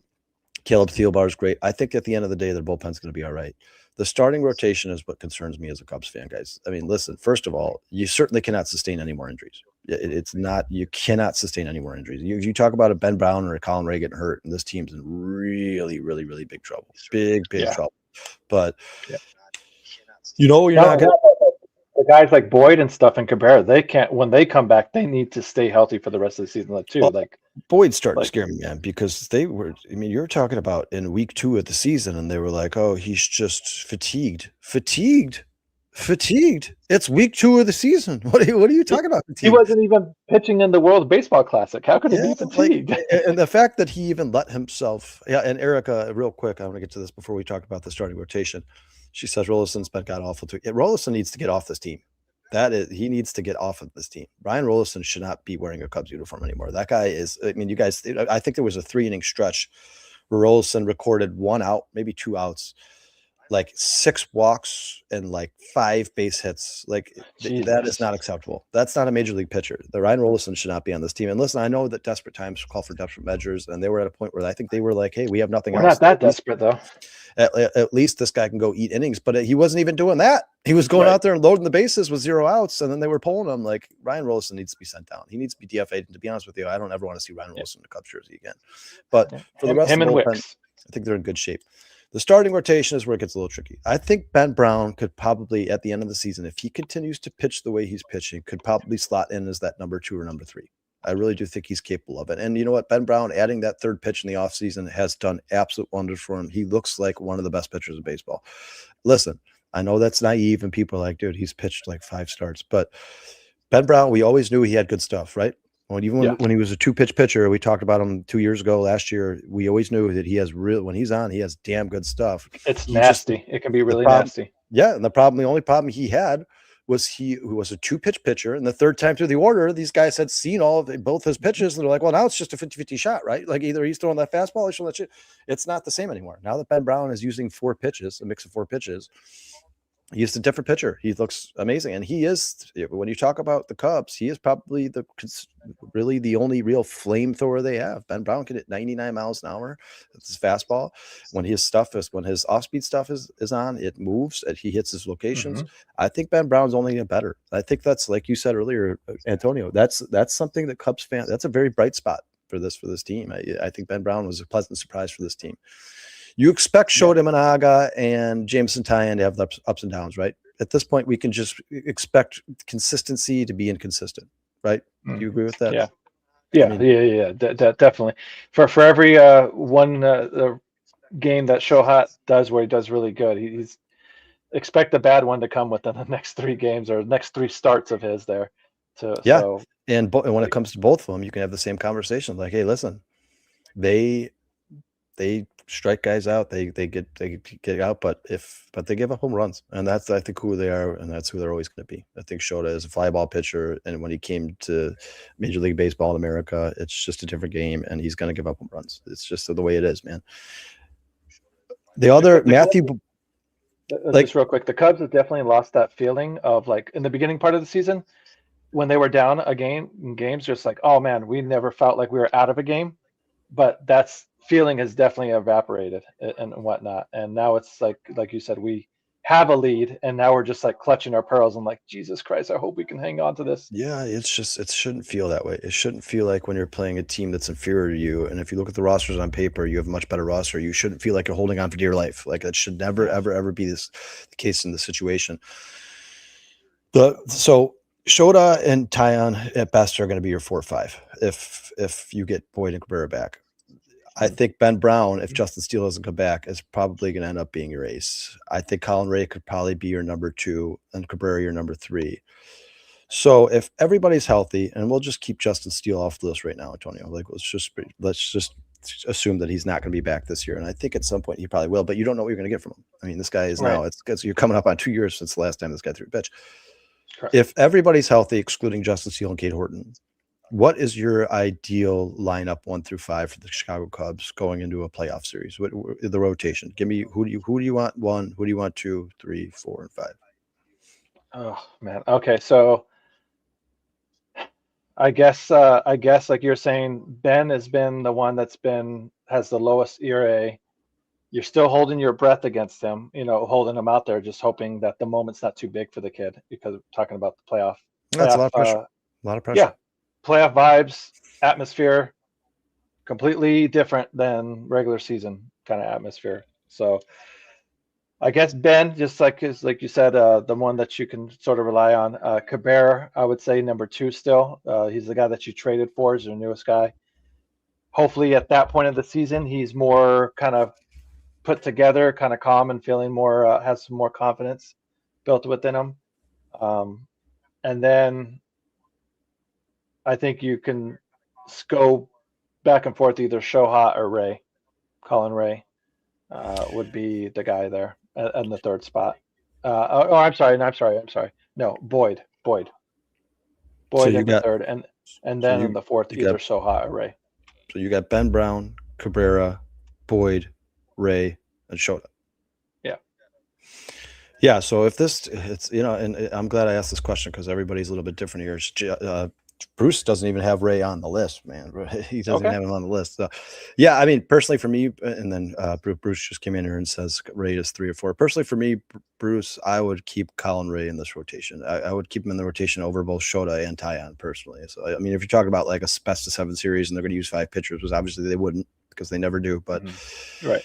Just going forward to get this team into the playoffs, we've had so many injuries. You're trying to figure out how you could put this starting rotation together to make a playoff run. Erica says Ben Brown, Boyd, Cabrera, Ray, Assad. Wow, Erica, you got Assad as your number 5 for the rest of the season. That's interesting. I like the people are saying Ben Brown, Boyd, and Cabrera because I think that's probably your best bet at 1, 2, 3. And it doesn't have to be in any particular order, but I think that's probably the most consistent pitchers on this team. And Sean, welcome to the show. And I think Cabrera, I agree with you, Antonio. I expect Cabrera to get better.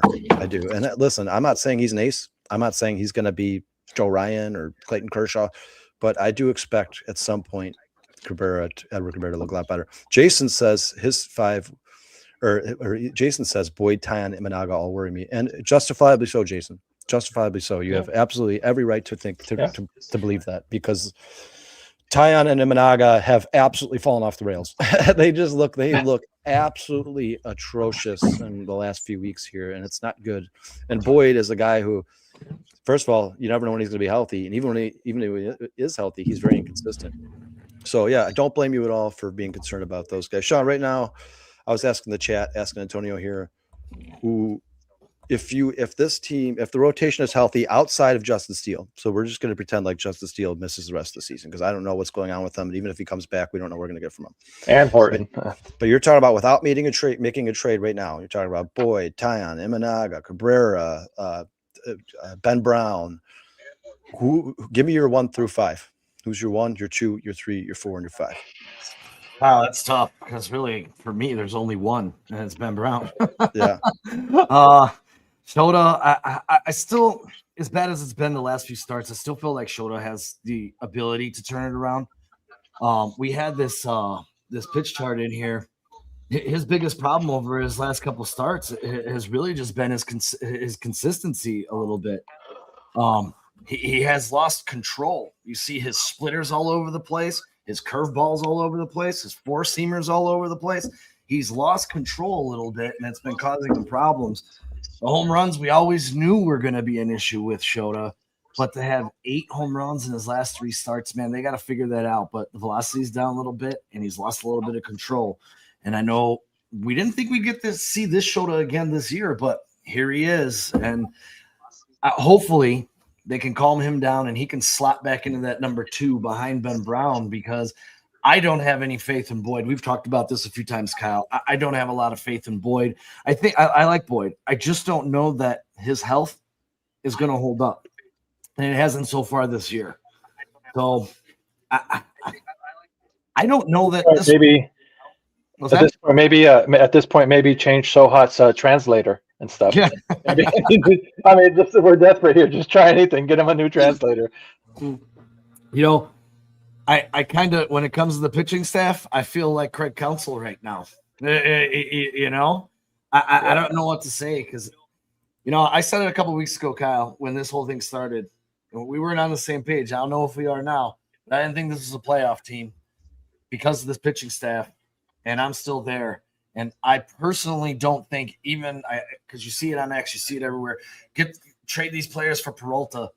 I don't even think getting Peralta here and putting Peralta and Brown as a 1-2 are going to get you over the hump. I just don't see it.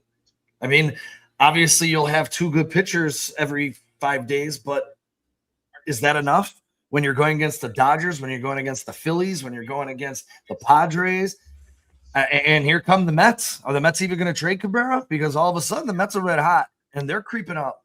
So will they even make And that's a good point, because, I mean, no matter how we set that pitching lineup, ask other ball clubs, are they afraid of that lineup? Seeing that pitching rotation, looking at it, they're kind of like, no. Like, that's a very hittable lineup, you know what I mean? Compared to we would look at the Dodgers pitching staff or Phillies pitching staff.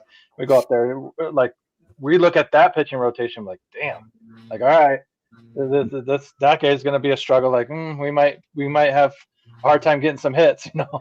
So – I mean, if you ask yourself a realistic question, if you play the Phillies and you're going against Wheeler and Sanchez in a 1-2, and I know the Cubs touched up Sanchez at the beginning of the year, I'm going to tell you this lineup ain't doing that again, especially the way he's pitching.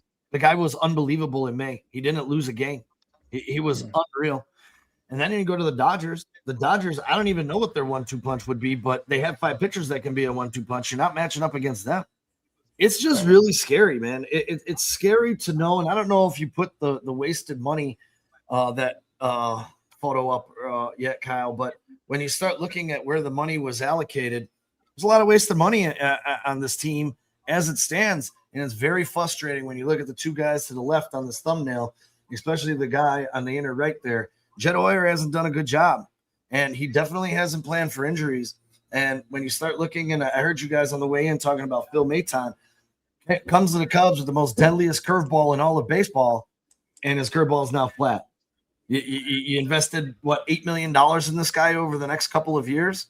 First reliever that you've signed to a multi-year deal since Craig Counsell, and this guy looks like shit. Let's be honest. You know, if he's coming into the game, I'm saying, oh, shit. I'm not saying, oh, sweet, it's him. Like, it ain't happening right now. Yeah, so the conversation does not good when you leave it over the plate. The conversation we were having, Sean, because we were kind of wrapping up the show a little bit here, but the conversation we were having is basically with Antonio on here. We don't get to talk to him all the time, but what, if anything, could get this team into the playoffs? And Antonio and I both agreed that if the lineup's going to be streaky, yes, of course. But, you know, if guys like Moises get better, if Nico gets back to his 300, which I think we all agree he's going to, right? I don't think Nico's going to finish the season hitting 246. I don't think that's going to happen. I think he's going to get back up there. 100%. I think Alex Bregman's going to have a stretch at some point in this season. Maybe if he doesn't, maybe he gets snubbed from the All-Star game, which he's obviously going to because he's not been an All-Star. Maybe that pisses him off. I don't know. I think the lineup ultimately at the end of the day, as streaky as they have been, I think they are still good enough to get this team to the playoffs. Just the lineup. I'm not talking about the bullpen. I'm not talking about. Then we talked about the bullpen. And Tony and I both agreed that if they were healthy, so you're talking about Riley Martin, maybe even Jackson Wiggins gets healthy and he comes up here and adds to this bullpen. You're talking about Trent Thornton, Caleb Thielbar, Holby Milner, Daniel Palencia. Sean, do you, because Antonio and I both agree when healthy, if you talk about all those names, all those guys, and God, man, how good Trent Thornton's been. I mean, that's a conversation I could have for 45 minutes. I mean, the guy's been he's becoming like their long inning reliever type guy. You still have a couple guys in the bullpen, Hollowell guys, or a couple guys in the minors we've talked about, Sean Hollowell, Christian Roa. yeah, a bunch of guys. There's, Marino Santi, maybe by the end of the season, maybe come August, that a guy who could contribute some way, shape, form. I do think that this bullpen, just like the lineup, if healthy, I think they're good enough to be a playoff team, like to push this team into the playoffs. The reason we got to the starting rotation when you got on the show was because that is clearly the Cubs' weakest link and probably would end up being their downfall. So basically what I was going to ask you guys after going over the bullpen, and Sean, you tell me, do you agree with that with the bullpen, or do you think they're still an arm short? Like, what do you think? I think they're an arm short. I do. I said at the beginning of the year, Kyle, you know this, when we did our preseason show, I said they were one arm short in that bullpen. They lack velocity. The Cubs right now rank as the lowest team in velocity in baseball. Velocity wins. Look around the league. I still think that players like Maton and what's the side armor? His name's slipping me right now. Hobie Milner. I think those guys. I still think Phil Maton has a chance to be able to turn it around. He consistently throughout his career, he's been really good. It's mind-boggling to me how awful he's been for the Cubs, rocking that 7 earned run average. I can't really figure it out because I did a deep dive into him, and I'm just like, God damn, dude, this guy's been so good. How is he so bad now? Yeah. So Sean, and this is, and Antonio, just so you know, man, at any time, if you have to go, you just let us know, man. I'm not trying to keep you here all day, brother, but yeah. So since Sean's here, and obviously the show's going to get a little bit long here, but Sean, so I know it's a big if. I know it's huge, man. It's huge if, and everybody's probably in the chat is probably like, "Oh, you crazy? Did you say healthy? Like, did you just use the word healthy?" But I know it's a huge if. But if healthy, and Sean, say Phil Maton gets it right, like say he figures it turns out, it right? around. So a lot of ifs, but let's just best case scenario, right? Jacob Webb, Phil Maton, Hobie Milner, Daniel Palencia, Caleb Theobar, Trent Thornton, Riley Martin, and maybe they bring up a Jackson Wiggins. Do you think that right there, if they have all those guys, do you think that right there is a good enough bullpen to make a playoff push? Not to win in the playoffs, not to go up against the Dodgers, but just to make a playoff push. The short answer is yes, I do. If they all return to their abilities. And Jacob Webb, and I gotta be the first to come on here because Jacob Webb has been phenomenal. He's been unbelievable. 3 weeks, the guy has been totally turned around. Looks like a completely, and that's what you expect from Phil Maton, right? Like what Jacob Webb did is what, and that's the reason that Craig keeps putting him out there, because I think he expects it. I think he's just like, hey man, if I keep it, eventually he's gonna get it. He's gonna do whatever he used to do in the past, and he's gonna be a much better pitcher. So if all that stuff worked out, and the lineup obviously is gonna be streaky, but we all agree that if Moises Ballesteros gets better and PCA gets more consistent, if Nico Horner comes back up to that 300 hitters, I think we all agree that that's gonna happen because he's probably the best Cub, right? Yeah. So the lineup is probably good enough to make a playoff push. The bullpen's probably good enough. I disagree on the lineup part, man. And that's the other thing. I said this at the beginning of the year. I think they lack that consistent bat in the middle of the lineup that the better teams in this league have. Well, and without that addition, I don't know that the lineup is good enough to make a playoff push. Well, that's just me personally. Listen, and I'm not saying it's the best lineup in baseball. It's not. But you guys, I think if Matt Shaw's healthy and Pedro Ramirez is more involved and Kevin Alcantara is more involved and Michael Conforto keeps doing what he's doing and Moises Ballesteros gets back to where he was at the beginning of the even closer where he was in the beginning of the season, and Nico Horner becomes more consistent, which once again, I think Nico Horner could carry this team on his shoulders if he becomes the Nico Horner that we're used to him being. I don't know what the hell is going on with him right now, but I surely do believe that at some point he's going to pull himself out of this. And I don't think you've seen the best of Alex Bregman. I really don't. And I'm not saying that as like a hopeful Cubs fan.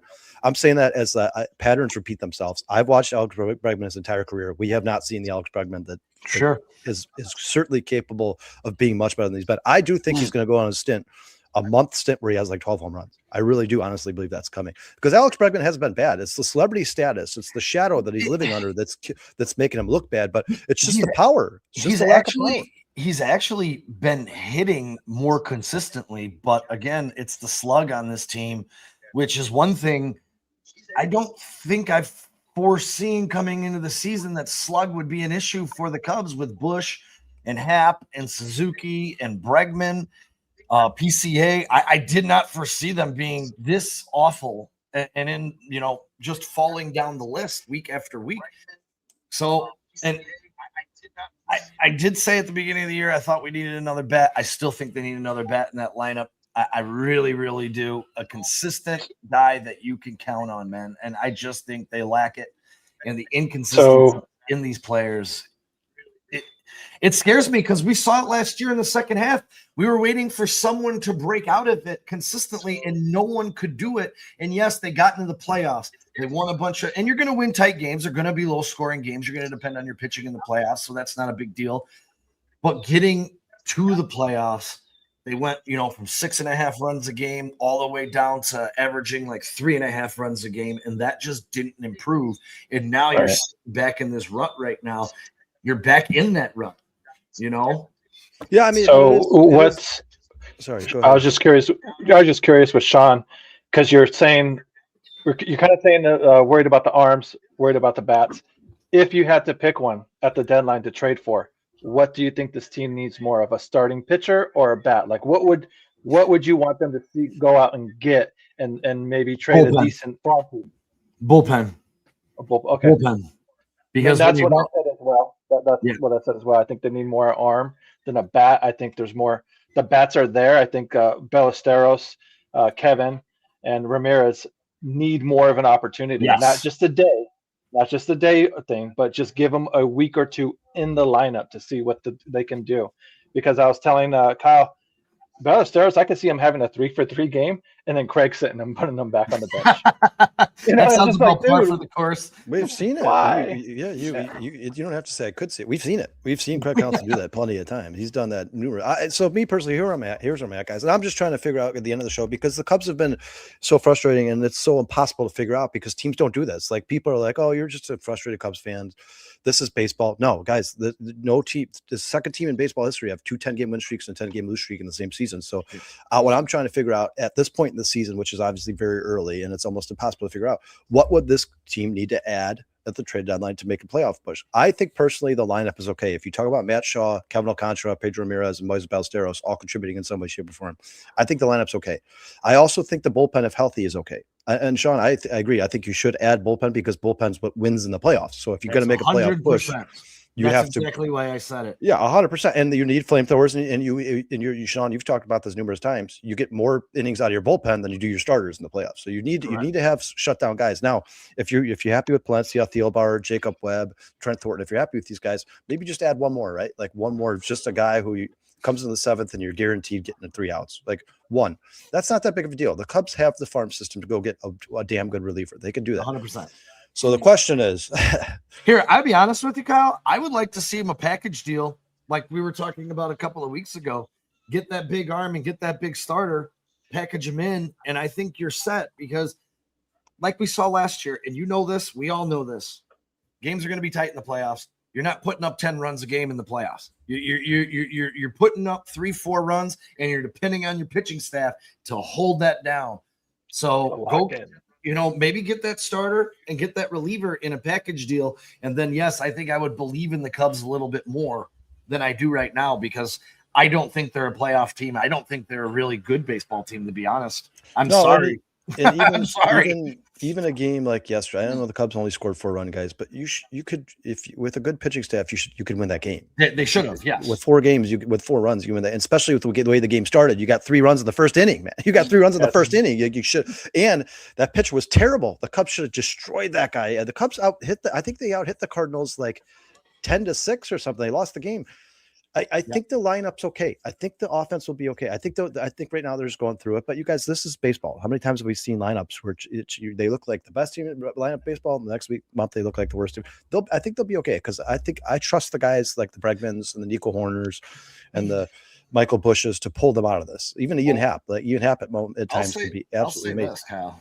Coming up here after this Cardinals series, we have the Athletics, the Giants, the Rockies, the Giants, the Rockies.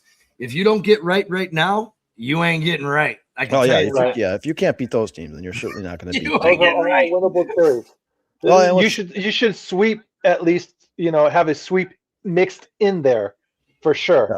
But at the very least, you should be winning those series 2-1. And there's no reason. Yes, 100%. I agree with both of you guys, and it's very heartbreaking as a Cubs fan from all of us that the series you're losing are all your arch rivals. It's the White Sox, it's the Cardinals, it's the Pirates, it's the Brewers. Like, guys, knock it off. Like, go beat the Right. shit out of those teams. And- Especially and- because if you look at the Cubs roster on paper compared to the Pirates and the Reds, they're better. You're a better team. Just to Slim's point, though, here, and this is the thing that I pointed out on our Sure, preseason I show. agree with Slim 100%. When All better you look at the rotations in your own division, your biggest question is, can you compete in your own division? And the Cubs currently have a losing record against the Brewers, the Cardinals, and the Pirates. Yeah. And So- but here's what I was I'm glad that he brought that up. I'm glad Slim said that because this is where I was going. So I think you guys, if you had Justin, and I know that's if and it's gone, the ship has sailed, right? But if you Maybe had not. Justin, You could still come back here. well, in and September. Cade You don't Horton, know what you're like going to that, get. But Cade Horton and Justin Steele. If you had those guys all year, and that was never going to happen because Justin Steele was recovering, and Cade Horton obviously after the season. But if you had those guys, you look at those pitchings that you guys just talked about, the Pirates, the Brewers, the Reds, the Cubs are a lot closer. If you got Cade Horton and Justin Steele as your 1-2, they're a lot closer. And Sure. if you haven't dealt with injuries, Ben Brown.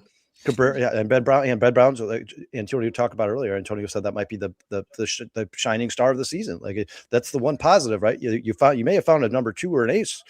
Yeah. You didn't even who last year you're like, could this guy even pitch in the majors? He's got 2 pitches. Now all of a sudden he looks like he's going to be. I a damn never good gave up pitcher. on Ben Brown, brother. I know, and Sean's always said Sean, you and I talked about, and I talked about this with Antonio. He's always had good stuff. He just the problem is he only had 2.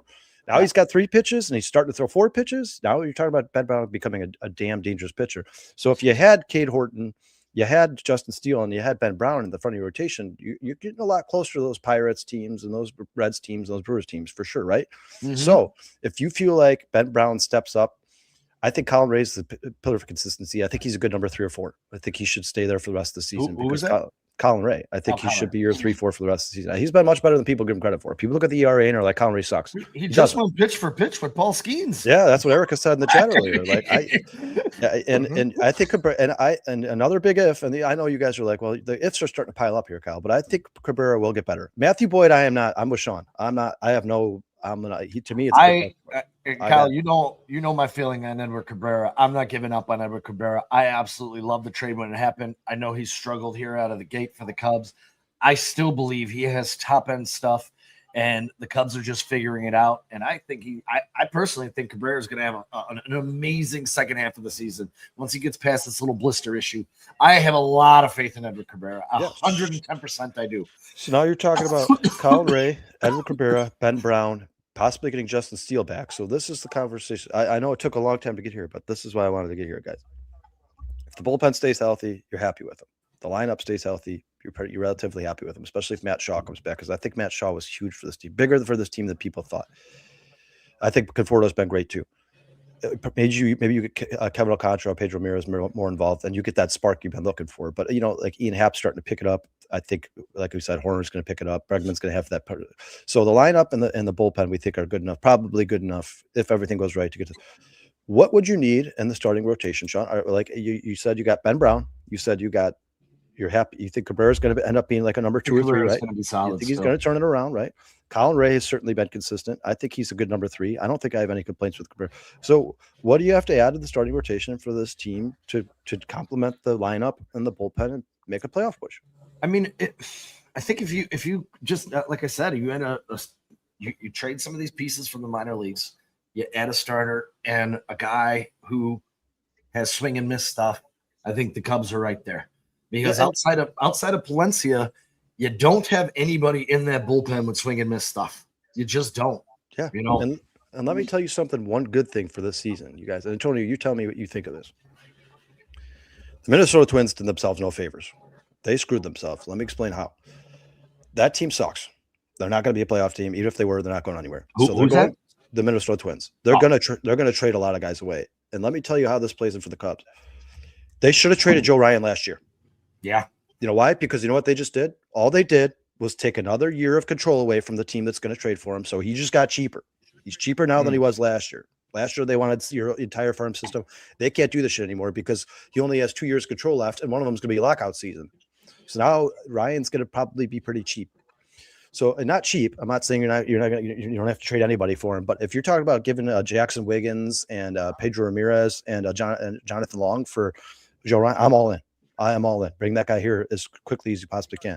You could probably also package that deal, Sean. We talked about the 2 relievers on Minnesota that are really good right now. You bring one of those guys with him. Throw a couple more prospects in, bring one of those guys with him. Do you think that a Joe Ryan with the guys we already talked about in the rotation and adding one of those stud relievers, I don't care which one, from the Minnesota Twins, one of those guys who throws 98 miles an hour and has a 1.4 ERA. If this lineup stays healthy, the rest of the bullpen stays healthy, the rest of the rotation stays healthy, do you guys think that this team could compete for World Series? Go ahead, Sean. Ooh. Compete for a World Series? I think they need more than that. I agree. All the holes in the Swiss cheese need to line up perfectly. Yeah. So I mean, It's a lot of ifs. And that's not just it's a big if. Capital I, capital F. That's what I mean. Exclamation. So yeah, you're asking for a lot. I threw some names out there in the beginning of the show, like from the Angels, Jose Soriano, I think is a name that you could, hey, is he available? And then I think the pitcher from the Royals, Michael Waka. The problem with Michael Waka is, he is having a damn good year, Antonio. You're 100% right. This is probably his best year, but the problem with him is he's be one of those guys where every time he pitches, you got your fingers crossed because he's had really bad years. So I would only be comfortable. Sure. I would only be comfortable making a trade, or if it's a guy where he's like a pillar of consistency, like a Joe Ryan, Tariq Skubal, one of those type of guys, where you can put him out there. Yeah, you put him out there every 5 days, and you're like, we know we're winning that game. And Joe Ryan, I think again this year has what, a 2.28 ERA. I mean, the guy's just absolutely phenomenal. He's amazing every year. I'm telling you guys, I don't. With how much money they put in this team, knowing there's probably going to be a lockout next year, I think they owe it to the fan base to make a push here. I don't think they're as far off as people think. I mean, you guys, when we were on the second 10-game win streak without Cade Horton, without Justin Steele, Cubs fans were like, this team can compete with the Dodgers. If they can score 5 runs a game, 6 runs a game, they can compete with the Dodgers. I think we could still be there. I think you just got to, you have to go all in. That's the problem. You got to go all in. You have to, nobody in the farm system is untradeable. Nobody. Like if you want Joe Ryan, and they're like, well, we want Jefferson Rojas and Jackson Wiggins. Well, then they're going to get Jefferson Rojas and Jackson Wiggins. And then you go get 2 really good bullpen arms like Sean talked about, and maybe even add another Michael Swerka type starter, another guy like that. So 2 starters, 2 bullpen guys. I think that this team could compete for a World Series. I do. And I know that's probably people are like, oh, you're just a homer. You're biased. I don't think so. I don't think we showed that as you think. We showed that last year where we traded away Owen Casey. So, I mean, it's if you're going to trade away a big name prospect like that, you better make sure there's going to get a name like Miguel Cabrera. Or I'm sorry, I keep on messing up his first name, but Cabrera there is someone who's the one that you need to go out and get if you're going to give a big name prospect out. And Casey started off hot with Tampa. He did crash back down to earth hard there, but there's bats in this lineup. I think you just need to give them the opportunity and a solid opportunity. The offense is actually the thing. And Sean, please, I want to hear your response to my. I think 3 pitchers could probably get you over the hump, but the lineup is honestly, guys. And Sean's gonna hate when I say this because Sean's been so frustrated. But the lineup is the thing I'm least worried about, man. I do think these guys are gonna start hitting the ball. I really do. There's just too many good hitters on this team not to be a good lineup. You guys, if you look at the Cubs lineup 1 through 9. It's not a lot to complain about. Go look at the rest of the league. Go look at the rest of the league 1 through 9. Go look at everybody. And I'm not talking about the Dodgers who have more money than God and just sign every superstar, or the Yankees. Right. For the rest of the teams that they have to compete with, their 1 through 9 is just as good as the Phillies. Their 1 through 9 is just as good as the Mets. And maybe it doesn't have the star power, but it's better 1 through 9, like in totality.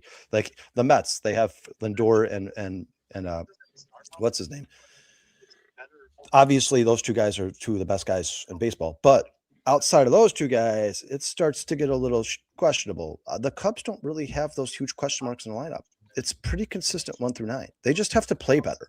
That's the problem. And we all know they're capable of doing it because we've seen it time and time again. They've done it. They do it all the time. They just have to play better. That's it. It's the pitching is where the Cubs need to decide either we can add this and go run and make a World Series run, or we're too far away. or we're too far away. And I don't think they are. I think this year you put $350 million in this team, go get what you think you need to compete for World Series. Go get it. Here's the bigger question. You thought you could do it with Cade Horton and Justin Steele, right? You thought you were there. Do you trust Jed Hoyer though? I mean, the Cubs were close last year, but Sean, his trade deadline acquisitions were garbage. Well, I think that's Sean. I think that's true. Honestly, and I'm not trying to give Jed Hoyer an excuse. I'm not, because he needs to be held accountable. But I do think, Sean, that last year he thought he was still a year away and he wasn't going to trade the entire farm system to make a World Series push, knowing he probably was never going to beat the Dodgers. They spent $350 million this offseason. They thought they could compete with the Dodgers. Then they lost Cade Horton and Justin Steele, but they still thought they could. You were leading the division last year. You were 94% chance to make the playoffs at the trade deadline. The team was rolling, and he didn't do shit.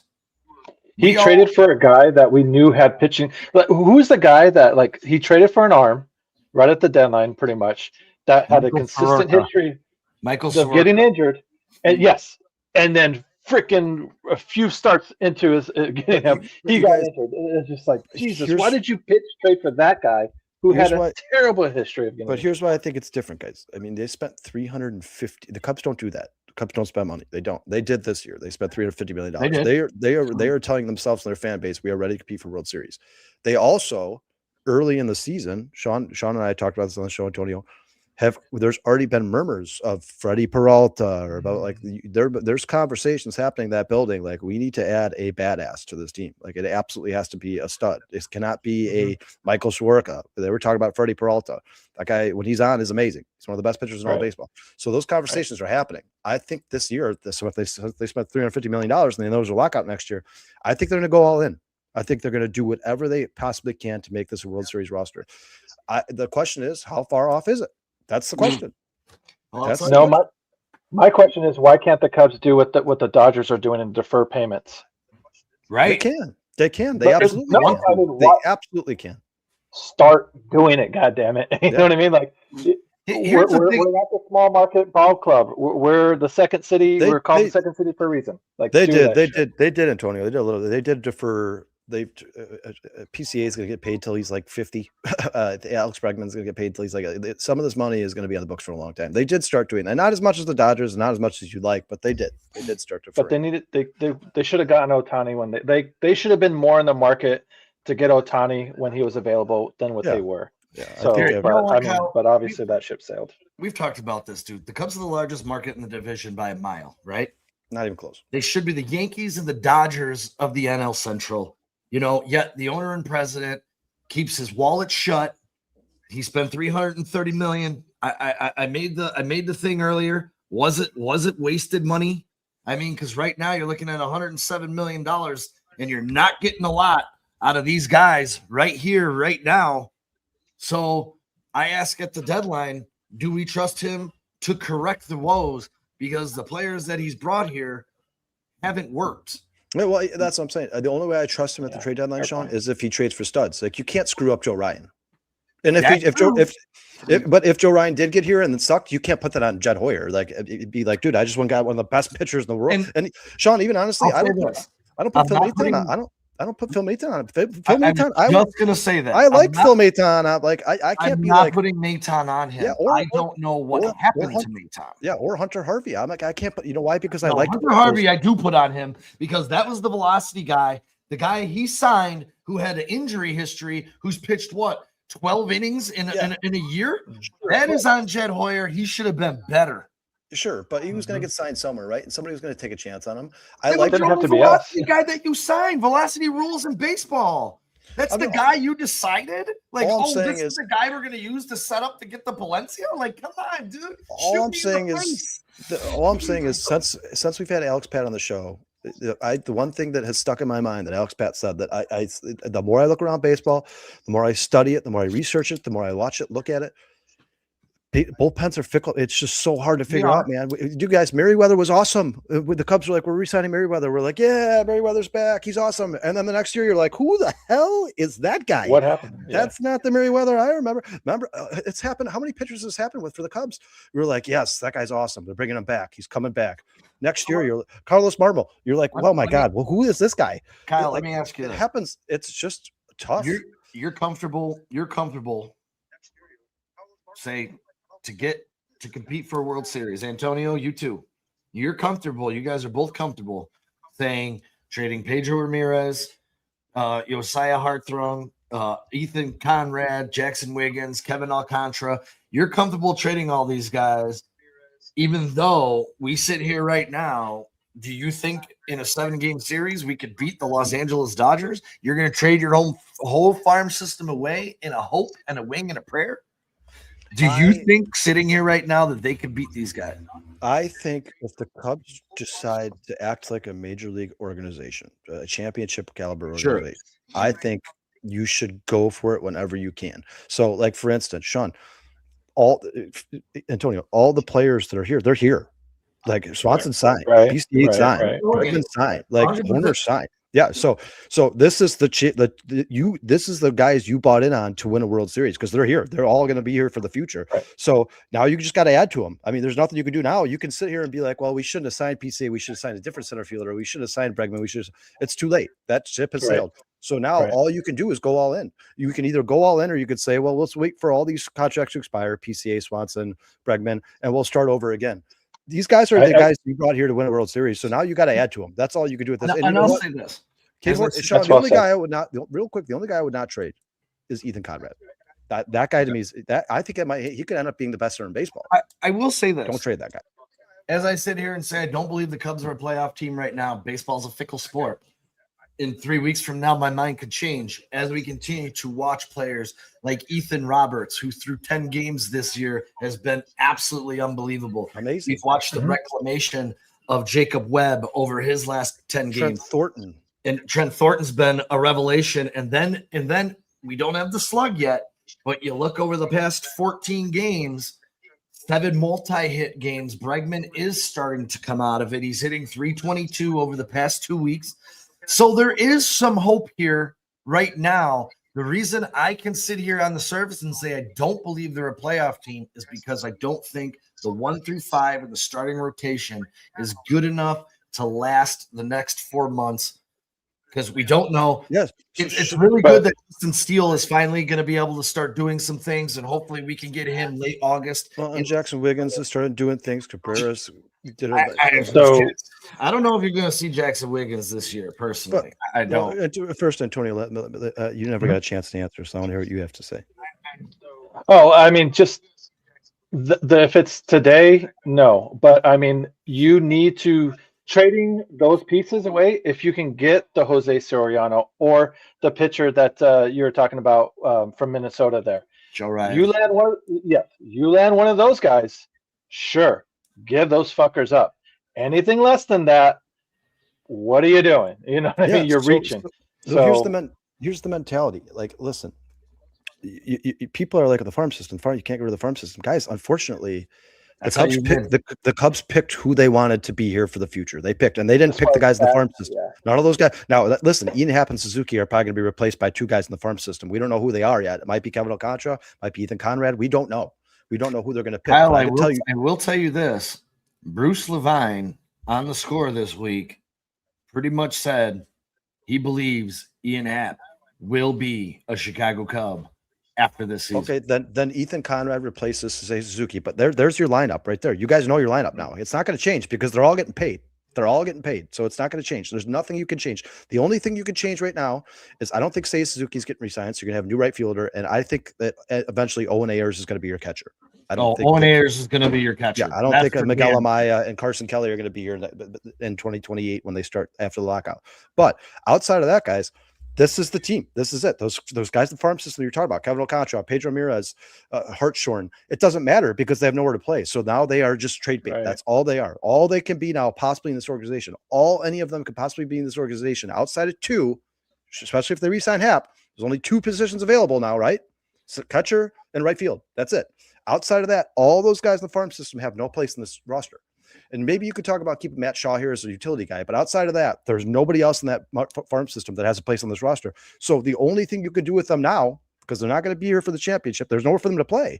The only thing you can do with them now is use them to go get starting pitching. And the Cubs have sucked so bad at drafting pitching, but been so good at drafting position players. This is the position you put yourself in. Yeah, you have to part ways with the position players you love to go get good pitching because you couldn't draft it. So now you have to go get it. You have to go shop for it. And at this point, with a team that's like, these are our guys to win a World Series. We just gave them $325 million. The guys, now you got to go get the pitching. It's like the 2016 all over again. You couldn't draft pitchers, so you had to go get John Lester. You had to go get Jake Arrieta. You had to go trade for all these guys. It's the same situation they're in now. You got to go get them. Now you have to go get them. You put yourself in this position. Shame on you, Jed Hoyer. You did this to yourself. You drafted 40 pitchers in the last 4 years, and not one goddamn one of them is good enough to be on this roster. Now you got to go shop for them. You did this. But at this point, if you this is the position players you put together to think you can win a World Series, what at this point, what are you waiting for? Now you have to go get the pitching. Right. Were you going to wait another 4 years until all these contracts expire and go, let's go start again. Let's restart it again. You guys, at this point, to me, it's all go well in for World Series or burn it down and trade everybody. Trade Bregman, trade PCA, build up the farm system again. Or you use this core that you signed, that you decided was both the most important players in this organization, and go chase World Series. That's it. Those are your two options. Because that would be the complete 180 move. Guess what, guys? Kevin Alcantara is not going to stay in the farm system for another 3 years and wait for the Cubs to win. Pedro Ramirez is not going to stay on for another 3 years. Ethan Conrad's not going to stay on for another. Now these guys either leave, but if you trade and go get pitching, or they leave on their own. They go, hey, I've been in your farm system for 9 years. I'm out. Yeah, that's it. Yeah. And I saw a couple people in the chat, and I completely forgot to add this because I wanted to talk about this today, and I wasn't sure I was going to be here, but I did make it. The people that are saying in the chat here, trade PCA for a pitcher, trade PCA for a pitcher. PCA is like Ben Brown. He's figuring it out. And when I say that, you look at this, we get this off here really quick. You look at this from just the Pittsburgh series. You notice a slight variance in his stance right now. Hands are slightly lower. Stance is opened ever so slightly, a little bit more. He's still trying to figure out how to get comfortable at the plate, but he's looked a lot more comfortable to me in the leadoff spot. I know it hasn't resulted in a ton of hits, but he's taking more pitches. He's seeing the ball better. He's still that arm's a bit more tucked in too. Yeah, the arm's a little. Yes, he is getting more comfortable. He's still trying to figure it out. And guys, I am sorry. I hate the people that say PCA sucks. Get PCA out of here. Give this dude some time, man. He's going like 23. to figure it out. He's like 22 dude, years old, dude. That's what I'm saying. Like, you know what's going to happen if you trade PCA? You guys want to know what's going to happen if you trade PCA? You know he's going to be a stud somewhere else. You know, in baseball, they say your prime is 26 to 28 or 29. You know what's going to happen? We got 24-year-old PCA. We're going to trade him somewhere, and then he's going to turn 26, and he's going to be like, oh, this game's slowed down for me a lot. I'm figuring it out. And he's going to be an absolute god. And we're going to be sitting here as the Cubs fans like we always are, every Chicago sports fan, when you're watching when you're watching LaMarcus Aldridge become a Hall of Famer in Portland or whatever it is. You're going to be like, oh, here. And it's going to be the same conversation with DJ Moore at the end of next year. Watch. People are going to be like, how did that guy have 1,500 yards and 12 touchdowns in Buffalo? I'll be like, because it was in him the whole time, guys. It was just that the timing was wrong. You know, he was here with a shitty quarterback. Yeah, first he was here with a shitty quarterback, and then he was here with a quarterback who was learning, and then he had multiple coaching switches, multiple offensive scheme changes. They didn't know how to fit him in, and then all of a sudden he's going to go to a team that's got their shit together, and he's going to explode. It's going to be the same conversation with PCA. Don't trade PCA, guys. PCA still has the highest WAR of any Cub. Yeah, and he's not even hitting yet. and he will, man. I believe that 100%, man. I have so much faith in him because he's passionate about this game and he wants to be great. In baseball, guys, I think we all know this, or we all should, is hard. It's really hard, man. It's not an easy, dude. From the time the pitcher releases the ball till it gets to the bat, what do you got? A tenth of a second to make a decision, whether it's a splitter, a curve, a changeup. Like, it's crazy, dude. And I still believe I had this guy attack me on Twitter, or he brought up. We got into a long fight about Corbin Carroll versus PCA. He just the other day sent me 2 days ago. He sent me this thing back. And goes, yeah, you said PCA was better than Corbin Carroll. I said, first off, he had the potential to be better than Corbin Carroll. And number two, Corbin Carroll has been in the league longer, and he has figured it out. I'm glad that we've decided what careers are in 1 year and 2 months of baseball. Get the fuck out of here. Give this kid some time. Please, guys. I just listen, you guys. Listen, the league adjusted to PCA, sure, absolutely, and it sucks to see. But you guys, what you saw from the first half last season, you had a 30-30 season last year. You can't just be like, well, he had a 30-30 season last year, but it's been 3 months in this season and he's looked like shit. So let's get him out. Like, do you blame the Cubs for holding on to that beginning of last year and being like, man, if this guy gets back to that status, he's a superstar. He's an MVP caliber player. Absolutely. You got to keep him here just for that hope that he goes back, even if he doesn't get back to that exact guy he was in the big first. Because last year, the first half of the season, dude, that guy was hitting home runs by golfing. Like the ball was an inch off the ground. He was hitting home runs. You're not going to hit home runs off those pitches forever. But I'll tell you what, guys, I think, Sean, you're right. I think if PCA, just the way how much he loves the game, I think if Pico Armstrong keeps his head on his shoulders, keeps working, keeps at it, has good coaching around him. People will help him. People will talk him off ledges, like Alex Bregman, like, hey man, you'll get through this. It sucks. We all go through this shit. I'm telling you guys, when PCA is good at his best, when he hits his prime, 25, 26 years old, I think even if it's not first half of last year PCA, I think his best is going to be really, really, really damn good. Really damn good. He's going to be a damn good player in baseball. And if you can use one guy as an example, man, look at Javi Baez, dude. Returned to form, all-star last year, had a sensational season. Struggling a little bit this year, still hitting 260, though. And you give me 260 at a PCA, I'm even pretty gosh darn happy. I can tell you that right now. So I agree. So Slim, everybody's entitled to their opinion, man. I get it. We can all we can do is wait. Yeah, and have absolutely. This conversation Slim, if you don't like him, yeah, we can only have this conversation again in 2 years. I mean, we can't. We don't know what the future holds. Obviously, I know there's a lot of Cubs fans out there who don't like PCA. That's not like an unpopular opinion. That's not like you're out on the limb. Right. There's a lot of Cubs fans who do not like Pico Armstrong. PCA's got a big personality, you know what I mean? He's gonna rub some people the wrong way, you know, but I guarantee you this thing. I mean, if the guy figures it out, like you guys are saying, and becomes an all-star like we hope and envision him to be, it's gonna be hard not to cheer for them. Like all of a sudden, the whole I don't like his approach at the plate, or you know, like the little things that bug you, all of a sudden that all goes away. You forget about that shit. Well, and you have to take the bad with the good as well. What's frustrating is I'm glad you said that, Antonio, because I was just about to say that's what people do with Swanson. The same Cubs fans who hate PCA love Swanson. They're like, yeah, but he's a terrible hitter, but he's such a good defender. I'm like, well, guys, that's PCA. You just described Pico Armstrong in a nutshell. Like, not only is he a better defender than D'Anzo, PCA might be the best defender in baseball. And I know guys obviously had that stretch. He is the best defender. Yeah, that stretch. But for the most part, go look at the I don't metrics. think that's a stretch at all. I think look he is by the numbers. He's the best center fielder in baseball. And he's could be one of the best base runners in baseball. He had 30 stolen bases last year. He's probably going to get close to 30 this year. It's just when his back gets slow, everybody hates him. I'm like, well, then why do you love Dansby Swanson? That guy hits 120 and people love him. And he hits 240 and people hate him. I'll be honest. I just want his walk numbers to be up. I just want him to get on base any which way. Would be a much better player if he could take. And that's the one thing that's happening, dude. He is taking more walks since he's been in the leadoff spot. What is he got 6 walks since he's been in the leadoff spot? Like, I mean, if it comes together slow and that's fine. And Slim, I've never heard his what was it? His floor was Ichiro, his ceiling was Ken Griffey Jr. I don't know that I've ever heard that from anywhere. That's wild. I mean, that would be great. But I mean, to me, that's a hell of a floor. I mean, yeah. Ken Griffey Jr. For me is one either way we're in the Hall of Fame. Okay, real quick. Ken Griffey is one of my favorite players of all time. I have a huge collection of Ken Griffey Jr. I love that guy. He's one of my favorite players to ever lace him up on the diamond. I don't know that I've ever compared PCA to Ken Griffey Jr. Well, and you know, it doesn't happen. What fans say.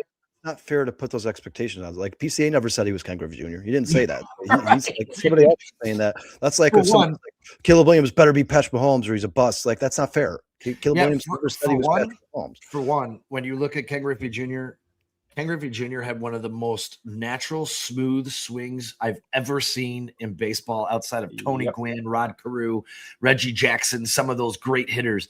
his stroke was so simple and so easy, and he just made it look so. I'm sorry, Slim. I would never compare PCA to Ken Griffey Jr. Maybe defensively, but never offensively. Well, Ken Sean, Griffey There's Jr. nothing is to it. you guys, this is what on his own, man. he put this in the chat earlier. This is what he keeps referencing when he talks. He says he's one of the offensively one of the worst center fielders. But and Slim, I'm about to show your stats here, but it's a very small sample size. It's a very small sample size. I mean, this guy's been in baseball for not even a year and a half, full-time starter. And if you take away, I mean, if you take that 1 month or the start of the season to the All-Star break last year, it's almost the same sample size, right? Like you're taking a sample size of this season. If you did that same thing with the first half of last year, then he's the biggest badass that ever walked the planet. Like, it's just, you got to wait. You have to be patient with these baseball players, man. How many times have we seen it, guys, where a guy sucks for years? Look at Carson Kelly. Look at Carson Kelly, man. Journeyman. Couldn't find a job. Drafted by the Cardinals. Kicked out of there. This guy sucks. He's terrible. He's awful. Gets to the Cubs at the age of 30, and all of a sudden he knows how to play baseball. I think PCA has the want to. I think he has the athleticism, and I think he's smart enough to figure this shit out. It just maybe takes him a little bit longer than somebody else. And that's sports. Some guys come out on fire. Look at Connor Griffin. Look how much Connor Griffin has struggled. Look at Sean. Who is the guy for? Look at what Connor Griffin's doing now. Yeah, look at he's hitting 400 over the past like 6 weeks, dude. Who's the guy for the Orioles? Jackson Holiday. Yeah, Jackson Holiday. He looked like dog shit. He looked like one of the worst baseball players I've ever seen. He's going to have a great career. He's going to have a damn good career. I think PCA's puts the world on his shoulders, and I think the pressure is mounting, and maybe he's trying a little bit too hard, and that's why. And Carson Wolf, I thank him because he was the one who put this together, because I didn't notice, but again, continuation of baseball. How many times were we on this show, Kyle, over the past couple of years where people were like, Ben Brown sucks, trade him, get him out of here. And I'm like, guys, it's baseball. He's a pitcher. Just calm down, relax, let him figure it out. It's going to come. The stuff is there. And now all of a sudden everyone's like, oh, maybe he's the ace of the team. All I'm saying is give PCA the same patience, because I still believe it's going to come. I still do. I really, really do. Well, and you know what, guys? He's probably outside of Swanson and Horner. But you talk about the rest of the team: Happ, Suzuki, Bregman, Bush. PCA is the guy who offers you the most, even if he's not hitting. Yeah, 100%. He offers you the most of everybody. He's one of the best lockdown center fielders in all baseball, and he's amazing on the base paths.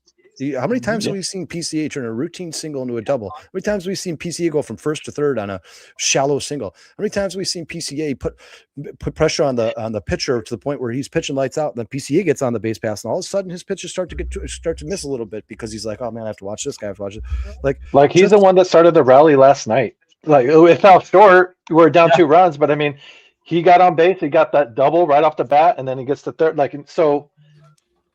It fell short, but he's that spark that you're kind of alluding to. Go ahead. I didn't mean to interrupt. No, I'm glad you did. That's a great point, Antonio, because you know what? He reminds me of Baez. He's the energy.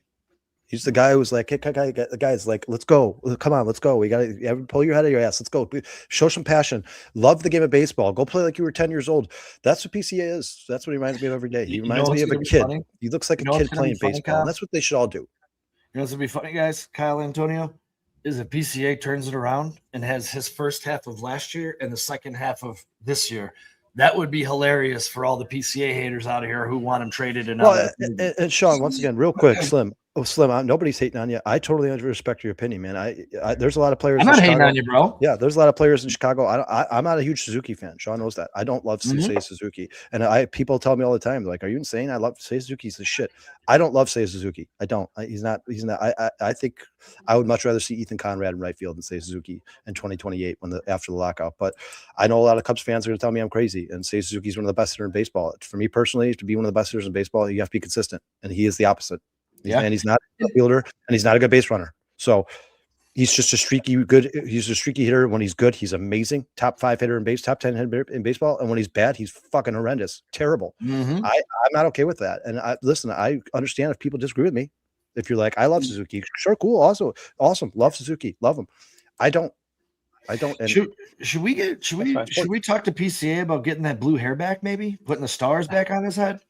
That seemed to work last year. Sean, you did. And Antonio, I don't hear what you think about this. And Antonio, like I said, anytime you got to get out of here, you feel free, man. Hey, and really quick, Kyle, hold that thought for 1 second. Slim, really appreciate your contributions. Not hating on you at all. I talk shit about a lot of Bears players, and I get beat up for it. Hey, it's all of our opinions. Yeah. We value everyone's opinion here, dude. And Slim, I'm happy that you're here and letting us know because it creates these conversations. I love that you're putting your opinion of him in the chat. I love it. I'm not kidding, man. I love these conversations. This is why sports networking and podcasting is so fun, because you get to have these conversations with people. But Sean, something you said earlier in the show, and I wanted to build off, and I totally forgot about it, but you were like, this last month they looked like they did the end of last year. You guys, if there's one positive, at least they're doing it now. Like I hope they finish the second half this year like they started the first half of last year. That would be best case scenario for the Chicago. You're hot going into the playoffs as opposed to being hot in the beginning of the season and then crawling into the playoffs and get your asses whooped by the Brewers. I like that they're starting like this. If they do go add a couple starters and a reliever at the deadline, and those guys spark this team, like they're like, oh man, now we got Joe Ryan in front every 5 days. Ooh, watch out for and they start to all feed into that, and like, man, now we're contenders. We have Joe Ryan out there. I think it could do wonders for this team, for the lineup, for everybody. And then you get that one pitcher. How many times, guys, in 2016 did we see the rotation compete with each other? Like, oh, well, Lester, you think you had a good start? Arrieta's like, Lester, you think your start was good? Watch this shit. Lackey, they all did it. They all did it with each other. They talked about it all season. Like, hey, man, when somebody goes pitches well, you don't want to be the guy who pitches like shit next. I think they just need more consistent. They need somebody to pull this shit out of them, man. And it sucks because Craig Counsell should be that guy for $40 million. He should be the guy who's like, hey, guys. And like Antonio made a good point when you weren't here, Sean. He's like, listen, 2 birds, 1 stone. Suzuki, if you're sucking, I don't give a shit how much you get paid. Go sit your ass on the bench. Kevin Alcantara will go sit out there. If you're not getting the job done, then go sit I don't care how much you get paid. I don't care what the name on the back of your jersey says. I don't care if you and I are buddies. I don't give a shit. If you can't send a message to the rest of the lineup, somebody else will. Yeah. I'll be honest with you. Kevin Alcantara was brought up here to watch Ian Happ brew coffee. That's what Antonio said. That's what he was like. So you bring this guy up so you could be like, hey, this is what a big league ballpark looks like. Soak it in. It was a little maddening there. Yeah, to see us like what like these guys aren't kids, man. Come on now. Like we're on a 7-game skid, 8-game skid, 9-game skid. Like do something. They got to lose. So you want to know what's funny? Yeah, is they were talking about it, and I love Jim Deshaies. Kevin Alcantara came in for that pitch hit, I believe, against the Pirates in the last game, and he struck out on 4 pitches. And he talked about it. Jim Deshaies, he goes, you know what, guys, it's really hard for a kid, get called up, sit on the bench for days, coming against a guy throwing 100 miles per hour in a pitch hit role and expect him to perform. Like I honestly think Craig Counsell's doing him and Ramirez dirty, man. I really do. Yeah. Like, come on, man. You're not hurting the team, right? By the team that's not hitting by putting some rookies in to see if they can actually hit. Like putting the same lineup in, you're hurting the team more. Sean, real from Slim here. He says, first of all, he sent $5 super chat. I appreciate the show. Hey, thanks, brother, man. Thank you so much, man. Yeah, he says good conversations on your channel for Chicago sports. The reason I come back around, I want to catch you live. Yeah, and Slim, I remember, I think it was your first show here, or maybe it was the first show you were really active in the chat, but I remember we had really good conversation that day, and I really appreciate every time you're here, man. And that's how we met Crooked Commish. That's why Antonio is sitting on this podcast right now. He was a member of the chat. And we got to talking to him, and then we reached out to him personally, and now he's done. This is the second show he's done with us, man. Dude, you guys, when our mission statement, and I don't want to get into the long, lengthy, emotional thing. First of all, we appreciate that the super chat so much. Thank you so much, brother. But when we started this, our mission statement, it may sound corny, but it was legit. Like we wanted to build a sports community. We never started this for money or anything like that. Basically, what happened is Sean, Brennan, Dustin, and I sat at the bar every day or in a group text every day and talked about sports, and we're like, why don't we just talk about with more people rather than the four of us? Because, you spend so much time, you get to the point where you almost try to change each other's opinions. How about we just have great conversations and get to know people? And that's what we did, man. Yeah. And I couldn't be happier. I met a great guy, Antonio here. I met, Mike has been out the live games with us. He's a great dude. It's just so many good people we've met doing this. And I couldn't be happier with the outcome, man. And I don't care about the subs and the how many. I mean, obviously. We want the subs, we want the likes, guys. But at the end of the day, it's more about talking sports than there's anything. Yeah, else. and And at the end of the day, time will tell. Like you said, we all have opinions. Sometimes we share the same opinions, but at the end of the day, when we do have the difference of opinions, in the moment, we still don't know. Time will tell. We'll figure it Right. out. See at the end of the day who was right and wrong. But no one bets 1,000. Someone's going to have a bad opinion. Yeah, Someone's and but it's just and it's just move on and go with and it. just Go respect ahead. each other's opinions and don't try to change Yeah. people's mind. That's the only problem I have with people when I talk sports. And I'm not saying anybody here is guilty of that, but when people try to, you're wrong, like, dude, this is what I think. That's what I think. Right, If you it's don't my have to think opinion. the same way, I don't give a shit. Yeah, like people always like at River Street. You're wrong about Suzuki. You're wrong. Like you might think I'm wrong. I think I'm right, and you think you're right, and I'm cool with that.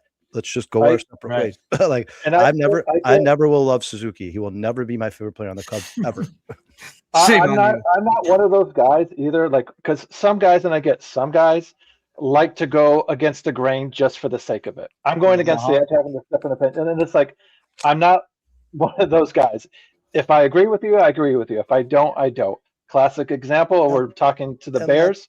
A lot of people were saying wanting a defensive tackle in the first round and saying the DT, and I'm like, guys, looking at what we've done in the offseason and whatnot, and it's like seeing the depth chart at that position, I just don't see them going for investing in a DT early, So, and then at the end of the day, like they didn't. They got one, but they got one in the 7th round. So, like I said, not to switch the topics or whatever, but I just wanted to give that little example of like, if I don't agree with it, I'm not going to say I don't agree with it just for the sake of it. Like, right. And I'll give you my 100%, reasonings, and we'll see who's right at the end of the day. But Erica, thank you so much. And Erica, and not to, I don't know these guys sentimental, but Erica's another one who she Northside Nine has had a pretty slow start for us guys. Like it's not like the Bears shows where there's people packed in here all the time. Right now we got 15 people watching live, but Erica has been here for every damn Cubs show. Even when we're on the Bears show, she constantly is in the chat talking about the Cubs. We appreciate the shit out of Erica. I love talking baseball with Erica. She knows her shit. Let's answer a question, or both of you guys. She says, would you guys trade Shaw or Mo Baller for Skubal? I don't think that would get you Skubal. You know what? Maybe it would because he's on an expiring deal, so it's a rental. But I think it would still have to be like Shaw and like Brendan Birdsall. Yeah, like you're gonna have to add somebody else. I think they'd ask for a pitcher. I think they'd be like, you guys got to throw us a pitcher. And but even then, would you just Shaw or just Mo Baller for Skubal? Yes, I would. Yes. Yeah, because if I'm not mistaken, didn't Skubal just sign a 1-year deal like this year, and he's a free agent? Yeah, he's a rental. He's okay. He's gonna be a rental. Yeah. Okay. So it would be tougher to part with Mo Baller because I think his future is very bright, and I love Matt Shaw, and I think Matt Shaw's only get better. But the only problem I have with Matt Shaw is, like, unless he's your DH, where does he play? I just don't know where Matt Shaw plays. That's my position on this team. Yeah, I mean, unless he takes over right field and Suzuki's gone, but is he really a right fielder? I mean, I know you've put him out there, but is Matt Shaw really a right fielder, or are you just using him in a pinch? I would trade Matt Shaw for Skubal because I think Skubal makes you an immediate World Series. Dustin? Yes, I would absolutely make that trade. And at this point, like I said, Erica, I believe they're all in. Where else can you go? You talk about all these guys in the farm system. Guys, there's nowhere for them to play. There's nowhere for them to go. I guess it's going to come down to the stretch that we talked about earlier. Giants, Rockies. And if they can get back in this, maybe the Brewers go on a little bit of a skid. You're only 5 games back right now. These next 2 games on the road where the Cubs have struggled immensely. And I'm not too worried because we made the playoffs last year and there were 4 games over 500 on the road. So I'm not like, oh, they have to, dominate on the road. But you do have to win in your division. You are a better team than the Cardinals. I'm sorry. I don't give a shit what the Cardinals' record is. I don't dead birds. I don't believe in this team whatsoever. Sean, you guys, here's an interesting chat. No. So he says, Slimmo Boogie says Shaw could play second and you could play shortstop. So he's saying, would you ship Dansby Swanson out of here? Trade Mo Baller and Dansby Swanson for Skubal? I would do that. I would do that. I do that. Guys, I'm not gonna lie. It's tough not to love Dansby Swanson, especially with his connections to Chicago. He's married to a Chicago soccer player. I also think he's a good dude. I think if you just watch him, you listen to him talk, I think he's probably a pretty good person. I think his teammates probably love him. But it's watching the 190 average is so frustrating. It makes me want to tear my eyeballs out of my sockets. I can't take it anymore. Yeah. I don't understand how he could be so good for a month and so bad the next month. I don't understand it. And you know what? Dansby Swanson's not one of those guys where they're like, oh, well, it's this one pitch that he can't hit. Dansby Swanson can hit anything one month, and the next month he can't hit shit. And I don't understand it, and I never will. And it's so frustrating. To be honest with you guys, Sean, you remember the offseason where they were picking which shortstop they wanted? Mm-hmm. I didn't love any of the three. I didn't love Dansby Swanson. I didn't love Bogart. I didn't love Carlos Correa. I didn't love any of them. You want to know what's funny about that? What? The other guys signed everywhere else, so Dansby was more of a consolation prize than he was the guy that they actually wanted, and now we're stuck with him. And that's just the facts. He was what was left. Yeah, exactly. And that's like, dude, they tried to get everybody else, and when everybody else signed somewhere else, they're like, we'll take Swanson. Why not? Well, and it's so tough to talk poorly about Swanson because I think he's got a good glove. Yeah, he's a good dude, man. I don't mind Swanson. I think he's just a good dude. I just wish he would stop swinging at pitches 7 feet off the plate. Yeah, maybe all that long hair is getting in his way, of batting and stuff, and he just needs to slim out or something. So Slim, it would not break my heart if Nico became the shortstop and Shaw became the second baseman and Swanson was gone. That would not break it. Now listen, I'll say this. I like Matt Shaw a lot. I like Matt Shaw a lot, but I don't think your defense would be as good because I think Dansby Swanson is the best defensive shortstop in baseball. Yeah, but Nico being a solid second baseman, you would hope that wouldn't be too much of a dip going to short. I think you'd see a dip from Nico to Shaw at second. Yeah, gotcha. Yeah. And I'm not saying Shaw's not good because Shaw learned third base like that. I mean, he learned it in less than a year. He looked amazing. Yeah, but I'm sure he'd be good at second too. But Nico is one of a kind, man. You can't replace our team would be younger too. That's the other thing. If we did that, our team would still stay younger. Getting rid of Swanson being the older guys, like who would keep that youth as well, if we were able to do that. But it would be a hell of a thing for the Cubs to get hot right before the All-Star break. Them start to get hot, and then we have to stop playing baseball for the break and stuff. I'm like, damn. Yeah, you guys, it sounds like the general consensus from the chat here is everybody would be okay with Swanson leaving town. I mean, it sucks because, like I said, Sean and I were at a game this year. Antonio, it was against the Reds. It was when PCA hit the 2-run home run in the 9th. Swanson made some plays in that game where I'm like, oh my god, how? And he makes it look easy. I think him and Bobby Witt are 1 and 2, man. Hey, really Kyle, I'll tell you this: they it was on Marquee. They voted the highlight of the 2 10-game winning streaks. Do you know which one? Was it the one where he did the turnaround, the 360? No, it was the PCA home run that we were there for. That was the number one that voted number 1 highlight of the 2 10-game winning streaks. I was like, hey, we were there for that shit. And thank God I went with Sean, Antonio, because I was like, when the Cardinals took when the Reds took the 2-run lead, I think it was the top of the 9th, wasn't it? Where they took the 2-run lead. Yeah. Yep. I looked at Sean. I was so heartbroken, man, because we had been winning all game. We were having a great time. Right. We were enduring the cold just to watch them come. I was like, I literally looked at Sean. I'm like, Sean, should we leave? And he was like, bro. He's like, they had a comeback win yesterday. We're not leaving. And then PCA hit that 2-run, and I was like, Kyle's heart broke when the Reds took the lead. I watched them go from the happy to slump. Well, and every Cubs fan goes through that. And you know what every Cubs fan does whenever they lose the lead too. You know what we all do? We all do the same thing. Craig Counsell, you piece of shit. You piece of shit. We all do it. We're gonna get rid of this guy. Fuck him. We all do it. But Craig Counsell did make some very questionable moves in that game. Just so you know. Guys, it's been fun. My wife is up and I need to feed her now. So it's about lunchtime for us. Hey man, and I'm sure it's time for you guys. Crooked Commish. Hey man, thanks for hanging out, bro. Thanks for covering my butt. Yeah, man. I love being the substitute teacher. Please, and this was a blast. I don't get to talk much Cubs. Bears is usually the hot topic and stuff, but if ever needed, like I'm only a phone call away, so please let me know when we need to talk Cubs again. Yeah, and I'd love to do it. And we're certainly gonna take you up on that, man, because Sean is a busy man in the summer, very busy man in the summer. So sometimes on Saturdays it's just kind of me by myself, and those shows are tough because you got the graphics, the chat, it's tough, man. It's a lot to do. So, yeah, we will definitely see you on here again, man. And I can't tell you how thankful I am to get on here, man. So I'm not just standing here by myself. Absolutely. Like I said, let me know. I have no problem doing it and whatnot.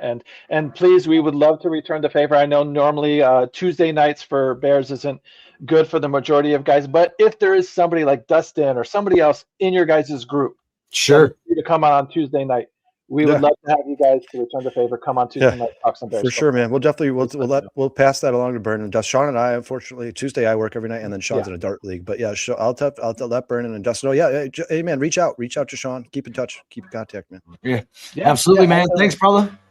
Yes, Hopefully we can get one against the Cardinals today. Dude, I want to get the last two of them, not just one. I mean, I agree. I'll just crawl before we walk. Better. You know what I mean? Yeah. No, 1,000%. 1,000%. Hopefully, but we at least get one. God forbid, I do not want to get swept by the fucking team. I can't stand the fucking Deadbirds. The Brewers are annoying. They're an annoying thorn in the side, but the Cardinals are always like the Michael Myers and the boogeyman, who's right behind us. No matter how far behind us they are, it's not far enough. You know what I mean? Yeah. So. Everybody last night, it was pretty funny. I was at this fest and I was watching the Cubs game on my phone while we were at the fest. And I was with this group of people. They thought I had Tourette's. Every home run that Shota game up, all of a sudden out of nowhere, I'm like, fucking God damn it. And everyone's looking at me like, what happened? What happened? You okay? I'm like, I'm watching the Cubs. They're like, oh. Yeah. These guys did it to me again. But thanks, Crooked. Appreciate you, brother. Yeah, absolutely. Be safe out there. Have a good weekend, guys. You too, man.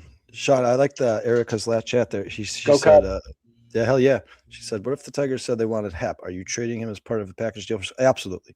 You guys pitching. I think Hap has a no trade clause. He has to agree to a trade. Oh yeah, he does. He would have to. Yeah, he would definitely. He ain't going to Detroit. Yeah, no, that wouldn't happen. Yeah. But if you're talking about for the value, yes. You guys, pitching is really hard to come by. Hitting is not. Pitching is much tougher to come by. We actually, Sean, you remember who was that young kid that was on? I forgot his name. It was the guy we had. Yeah, remember when he was talking about. He's like, guys, pitching is so tough to find and so hard to come by. You trade your prospects for their prospects. You trade them for pitching, for starting pitchers. And Alex Pat said the same thing. The more and more I watch baseball, the more and more I look at the Cubs farm system and see how thin their pitching talent is. I'm all in. Here's my question: how the hell do the Brewers keep doing it? Because their scouts are amazing. I was like, every time you turn around, they have a new ace. Yeah, I was like, Jesus. Cubs, you hired the wrong Brewer. You should have hired their director of scouting. That's who you should. That's have right. You shouldn't have hired Craig Counsell. You should have gotten the guy who scouts all these college pitchers because they find talent everywhere they go. They find talent everywhere they go. I will say this, Kyle, and just not to get too far off a topic here, but the chat may not care, but I'm gonna keep them updated because it means so much to me. But in our first ever hosting of a regional championship game in the NCAA tournament, the Jayhawks won yesterday 6-3, beating the Northeastern Huskies. It was a tight ball game, but the Jayhawks closed it up in the ninth inning, got 2 runs to pad their lead, and the closer came in to shut them down. Today, our arch rivals, the Arkansas Razorbacks, who have knocked us out of 2 NCAA tournaments, we got to go against their ace, Hunter Dietz, and this guy is the 51st overall prospect coming in. He's got 140 strikeouts to 29 walks. It's going to be a battle. He's given up 9 home. Yeah, dude, he's given up 9 home runs this year. They played this. He averages per 9 innings 13.4 strikeouts. His whip is at 1.19. He is in 80 innings pitched this year. It's going to be unbelievable. I hope we're at Hoagland Field. We're at home tonight, 5:00. I cannot wait. Well, you know what? Either way, Sean, even if they lose, how quickly Kansas has turned that baseball program around is amazing. 4 years, man. Yeah, and it's nothing to be ashamed of, even if they don't win. And I think it's only the future's only get brighter. You talk about if the Cubs don't want Craig Counsell in 2028, maybe the Jayhawks, man. Go get me Fitzgerald, man. Yeah, hell yeah, bro. All right, guys. He's playing it tight to the vest too. It's 2.5 hours before game time, and he still hasn't named a starter. I hate to do this because Sean's only been here for Sean. Obviously, had to do his daughter's volleyball tournament today, so he wasn't able to be here all day. But let's race through this. Look ahead real quick, man. Oh hell yeah, let's do that. All right. So first on the docket, it is Game 2. Ben Brown versus Andre Palante. I'm taking the Cubs, man. Yeah, Ben Brown's the shit. Yeah. If there's one guy who can stop, oh god, I can't even look at that Game 3. It makes me sick to myself. Oh god, I want to take the Cubs to beat the Cardinals two out of the next two, but I'm gonna go with the split. Yeah, unfortunately. Yeah, 1 and 2 in St. Louis. That's I think that's probably best case scenario. I'm sorry, guys. I agree with Erica said in the chat. I know Javier Assad's not been amazing, but he's got to be a better option than Jordan Wicks, guys. Like, come on, man. Jordan Wicks just has never figured it out. Yeah, and you're right, Erica. They actually changed their starter. They changed their rotation. It's Kyle Leahy tonight instead of Palante. And Leahy is rocking a 444 earned run average, if I can get it out, and a 158 whip. Good. So the tables are in the Cubs' favor tonight. So does that mean Palante's pitching tomorrow, or did he get like no? He pitched last night. He pitched. Yeah, that was Palante. So is Liberatore Game 3? Let me double check and make sure he still is.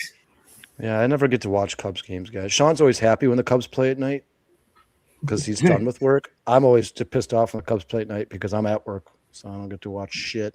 Dude, my shit's not working. It's spinning. I won't get to watch the game tonight either. That sucks. Tomorrow they're on ESPN too, and that's what really sucks. Dude. I work tomorrow too, man. Liberatore is on the bump tomorrow. I work tomorrow too, man. I don't get to watch that game either. I'm with you, Erica. I don't think you can run Jordan Wicks out there again. I said it was a mistake. Yeah, I agree. Yeah. I said it was a mistake. I think they rushed him up in desperation. I thought it was a mistake to do it. It didn't turn out very well for him coming fresh off that injury, limited innings in the minor leagues, coming back. I know that it's thin, but Assad, I'm with you, Erica, 100%, man. I would have pushed Assad all day. I think Assad is a much better competitive advantage over Jordan. You guys, Assad has proven he can pitch well. He's had games where he's pitched very well. I mean, obviously he has those games where he gets his ass whooped, but at times Assad has looked like a number 2 or 3 in a rotation. Yes. I think I've seen that from Jordan Wicks once of his 20 starts where he's looked like a major league pitcher. I don't understand the thought process there. But I don't know. Once again, I don't know if that's up to Jed Hoyer or Craig Counsell. I have no idea. And to your point, Kyle, you talk about bust. This guy they said was the most ready pitcher, ready to go, blah, blah, blah, blah, blah. This guy, Jordan Wicks looks like a straight up bust. Well, we know where Sean's going next. We know the next sentence out of Sean's mouth. Oh, yeah, never trust anything from Kansas State. I mean, Jesus Christ. Exactly. How many times have I proven wrong? All right, Sean, you want to take care of the graphics so I can get everybody's projections here in the chat? Yeah. So, Bruce, what do you got? 1-1. 1-1. Erica, what do you got? Slimbo Boogie, what do you guys got? What do you guys got? We got 4 more games after this to look at. I got 1-1. Sean's got 1-1. Bruce got 1-1. So, Sean, let's move on to the next series, and I'll keep track of the chat. Oh God, this is another series that the Cubs should be jumping all over the Oakland Athletics, man. I want to pick a sweep, but Jesus, you can't. Gage jump is awful. Tyon is awful. Tyon's been awful. He's been awful, but he Tyon, Sean. Watch his next 2 starts to allow 0 runs. Like that's who Tyon is. That's who he is. That is his identity in Major League Baseball. You guys look at Tyon's career ERA. Sean, look at his career ERA. He's better than 5.37. Yeah, better than 5.37. I don't know. We talked about this at the beginning of the year, being worried at training camp about Tyon because his velocity was down. Yeah. His velocity still hasn't come up, and it's catching up to him. And you know what? Maybe it's just the fact that he's old, and it's time to move on. Yeah, it very well could be. It could be. Hopefully, at some point this year, Tyon gives us 1 more month of just any semblance of what he used to be. Crooked Commission's going for the sweep. Sweep. Yeah, I'm going sweep, man. I'm sorry, guys. Against the Cardinals there, bud. I'll go sweep. Bruce is going 3-0. I'm gonna go 2-1. I'm gonna go 2-1 in this. Sean, Erica has 1-1 if it's Wicks, which it's probably going to be. So she has 1-1 against the Cardinals, and then she has 1-2 versus the A's. Wow. Wow. Wow. You're not trusting. You're not. I can tell you, she's trusting Colin Ray. She's not trusting JMO or Shota. Yeah, I knew the reasoning because I know she's not a huge fan of either of those guys, and I don't blame her. But I just the A's are just bad. I mean, and they have a couple studs over there. They do, man. There's a couple guys in that lineup you got to be very, very careful. 100%. But if you can pitch around those guys, just make sure they don't give them a chance to beat you. Pitch them 4-ball walks. I don't care.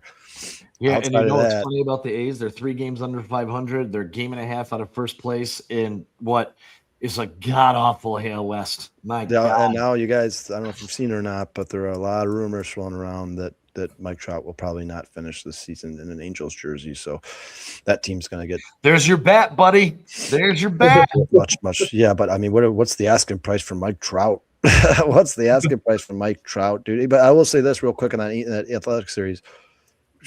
Do not mess around with Nick Kurtz, man. Do not mess around with that guy, dude. That guy is absolutely phenomenal. That guy's gonna walk like 10 times in this series. Yes, and he should. He should because with Ty and Shota pitching, better than 10 home runs, man. Yeah. Remember Nick Kurtz is the guy who had the 4 home run game last year. Yeah. He's the guy who has the longest. I don't know if it's still active, but he had the longest active on base streak this year. I think he got up to like 42 games. He might still be going. Bruce, I don't know if you could look that up for us, but here comes that stretch, man. Here comes that stretch. Giants, Rockies. Like, this is where it's got to happen. And Robbie Ray was a trade candidate. His last 4 starts, he's gotten rocked. He gave up not in his last start. I think he gave up 4 runs in his last start. The start before that 9, and then 3 and 6. He had like a sub-2 earned run average, and it is just ballooned. These guys got to come. The Cubs got to come home and get back on a winning streak. And they should, coming into our show next Saturday, the Cubs should have a 3-1 record at Wrigley Field. Yeah, it should be a different vibe on next week's show. If this team is good, and I think they are. I think they're better than we think. So I think the Cubs, they're just going through a really shitty, tough time, and it happens to all teams. For some reason, the Cubs, it seems to be lower than low. But I think at some point this team will turn it back around. The offense will get back to where they were. Obviously, the offense is going to have to carry the starting pitching. There's no doubt about that, guys, because there's just too many injuries. It's just been too many injuries. And Sean and I talked about for months that shit's going to bite you in the ass, and it did. And that's exactly what's happening now. But these teams suck. I'm sorry, but the Giants suck. I mean, they have guys in their roster as well where you're like, look out for Rafael Devers or whatever. But for the most part, man, they're not good baseball teams. And I think these are teams that are probably going to be sellers at some point this season. The Giants already sold. They sold their star catcher to the Indians. Yeah. I think Ben Brown, and I like Robbie Ray, and I know he's going through a tough time. I actually like him, but I think Ben Brown right now is better. And I think at home, the Cubs are better than the Giants. I think on the road, the Cubs are better than the Giants. But I'm taking the Cubs to win that one, too. Kyle, what was your record against the A's? I said I'm going to go 2-1, man. I said sweep. I'm going to go 2-1 just because not even because the good players on the Athletics or because it's just the way Cubs have been playing. It's impossible to take them to sweep anybody. So I'll go 2-1, and I'm going to take Ben Brown to win this game here. I'm going to take Ben Brown to win this game too. Me too. I already wrote you down, Bruce. I knew I knew what direction you were going.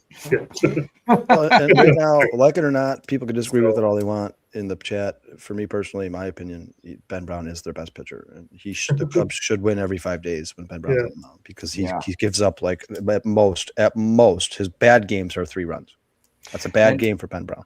And I'll tell you this: I'm hoping that this April can return to that he can return to form. I do believe 100% that Shota can get it back.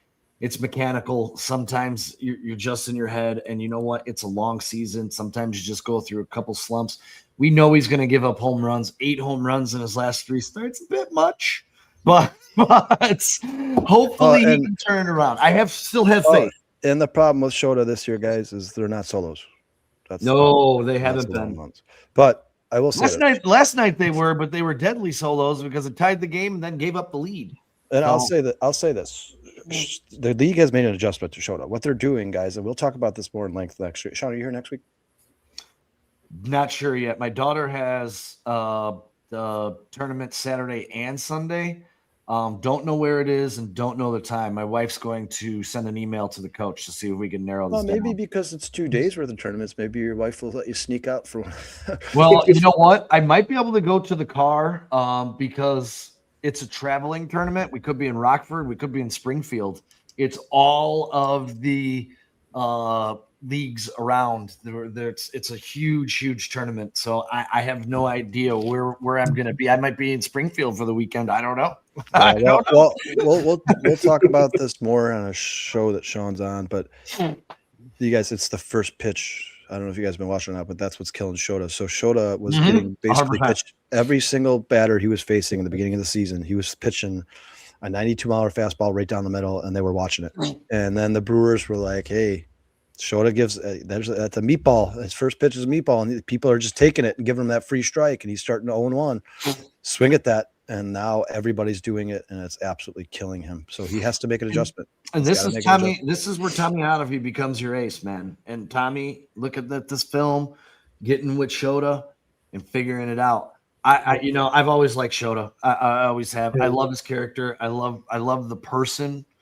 So I really hope he turns it around and can be a valuable commodity to the Cubs down the stretch, man. Because we need him. I was going to say, dude, Shota you could make an argument that the way Shota finishes this season, like the April guy or the May guy, has huge implications on when 100% make the playoff. That's huge because he, at one point, Sean and I were talking on the show, he was our ace, and now he's a number 5. If the Cubs are healthy, he might be sent down. He's got to figure it out. And you know what? Not better teams to figure it out against than the Giants and the Rockies, in which his next 2 starts will be against. So, and the A's too, right? He's pitching against the A's, right? Was he in that A series?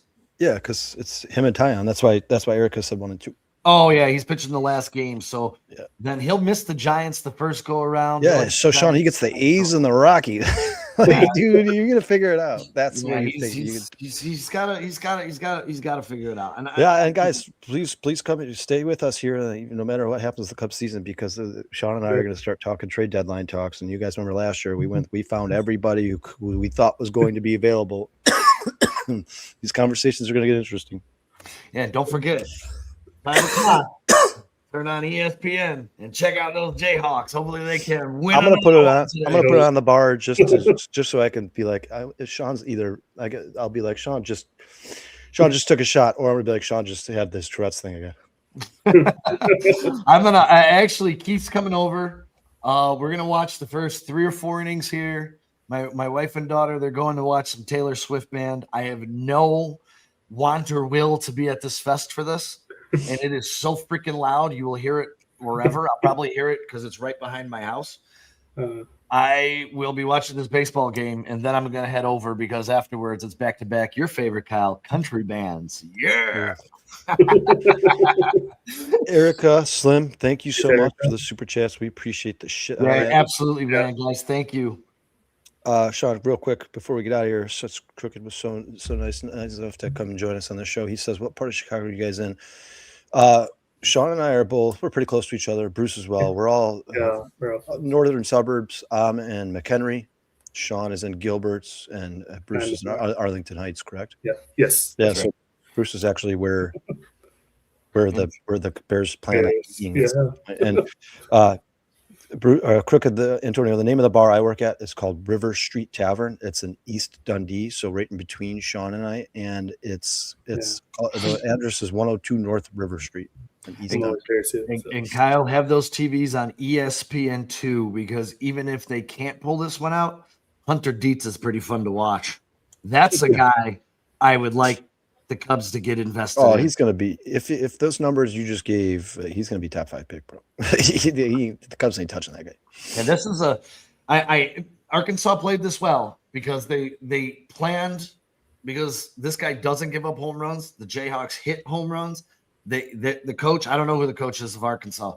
They planned this out very well. It's going to be a fun ball game, man. I can't wait. I hope they can. Hey, the Jayhawks are at home, man. They got to pull this out. They got to pull this out today. Thanks once again, Erica, Slim. Appreciate the show, you guys. Crooked, thanks for being here today, man. It's so much easier when there's 2 people and I'm here by myself. Thank you so much, man. We will see you again on the show, I promise, Antonio. Yes. Thank you so much. Love y'all. Appreciate y'all. You guys please take care of yourself so you can take care of each other. And if you haven't already, hit the like and subscribe button, man. Appreciate you. Yeah, appreciate y'all. Love y'all. So, Peace. yeah. Let's go Peace. beat those dead birds. Yeah. Yeah. Hell yeah.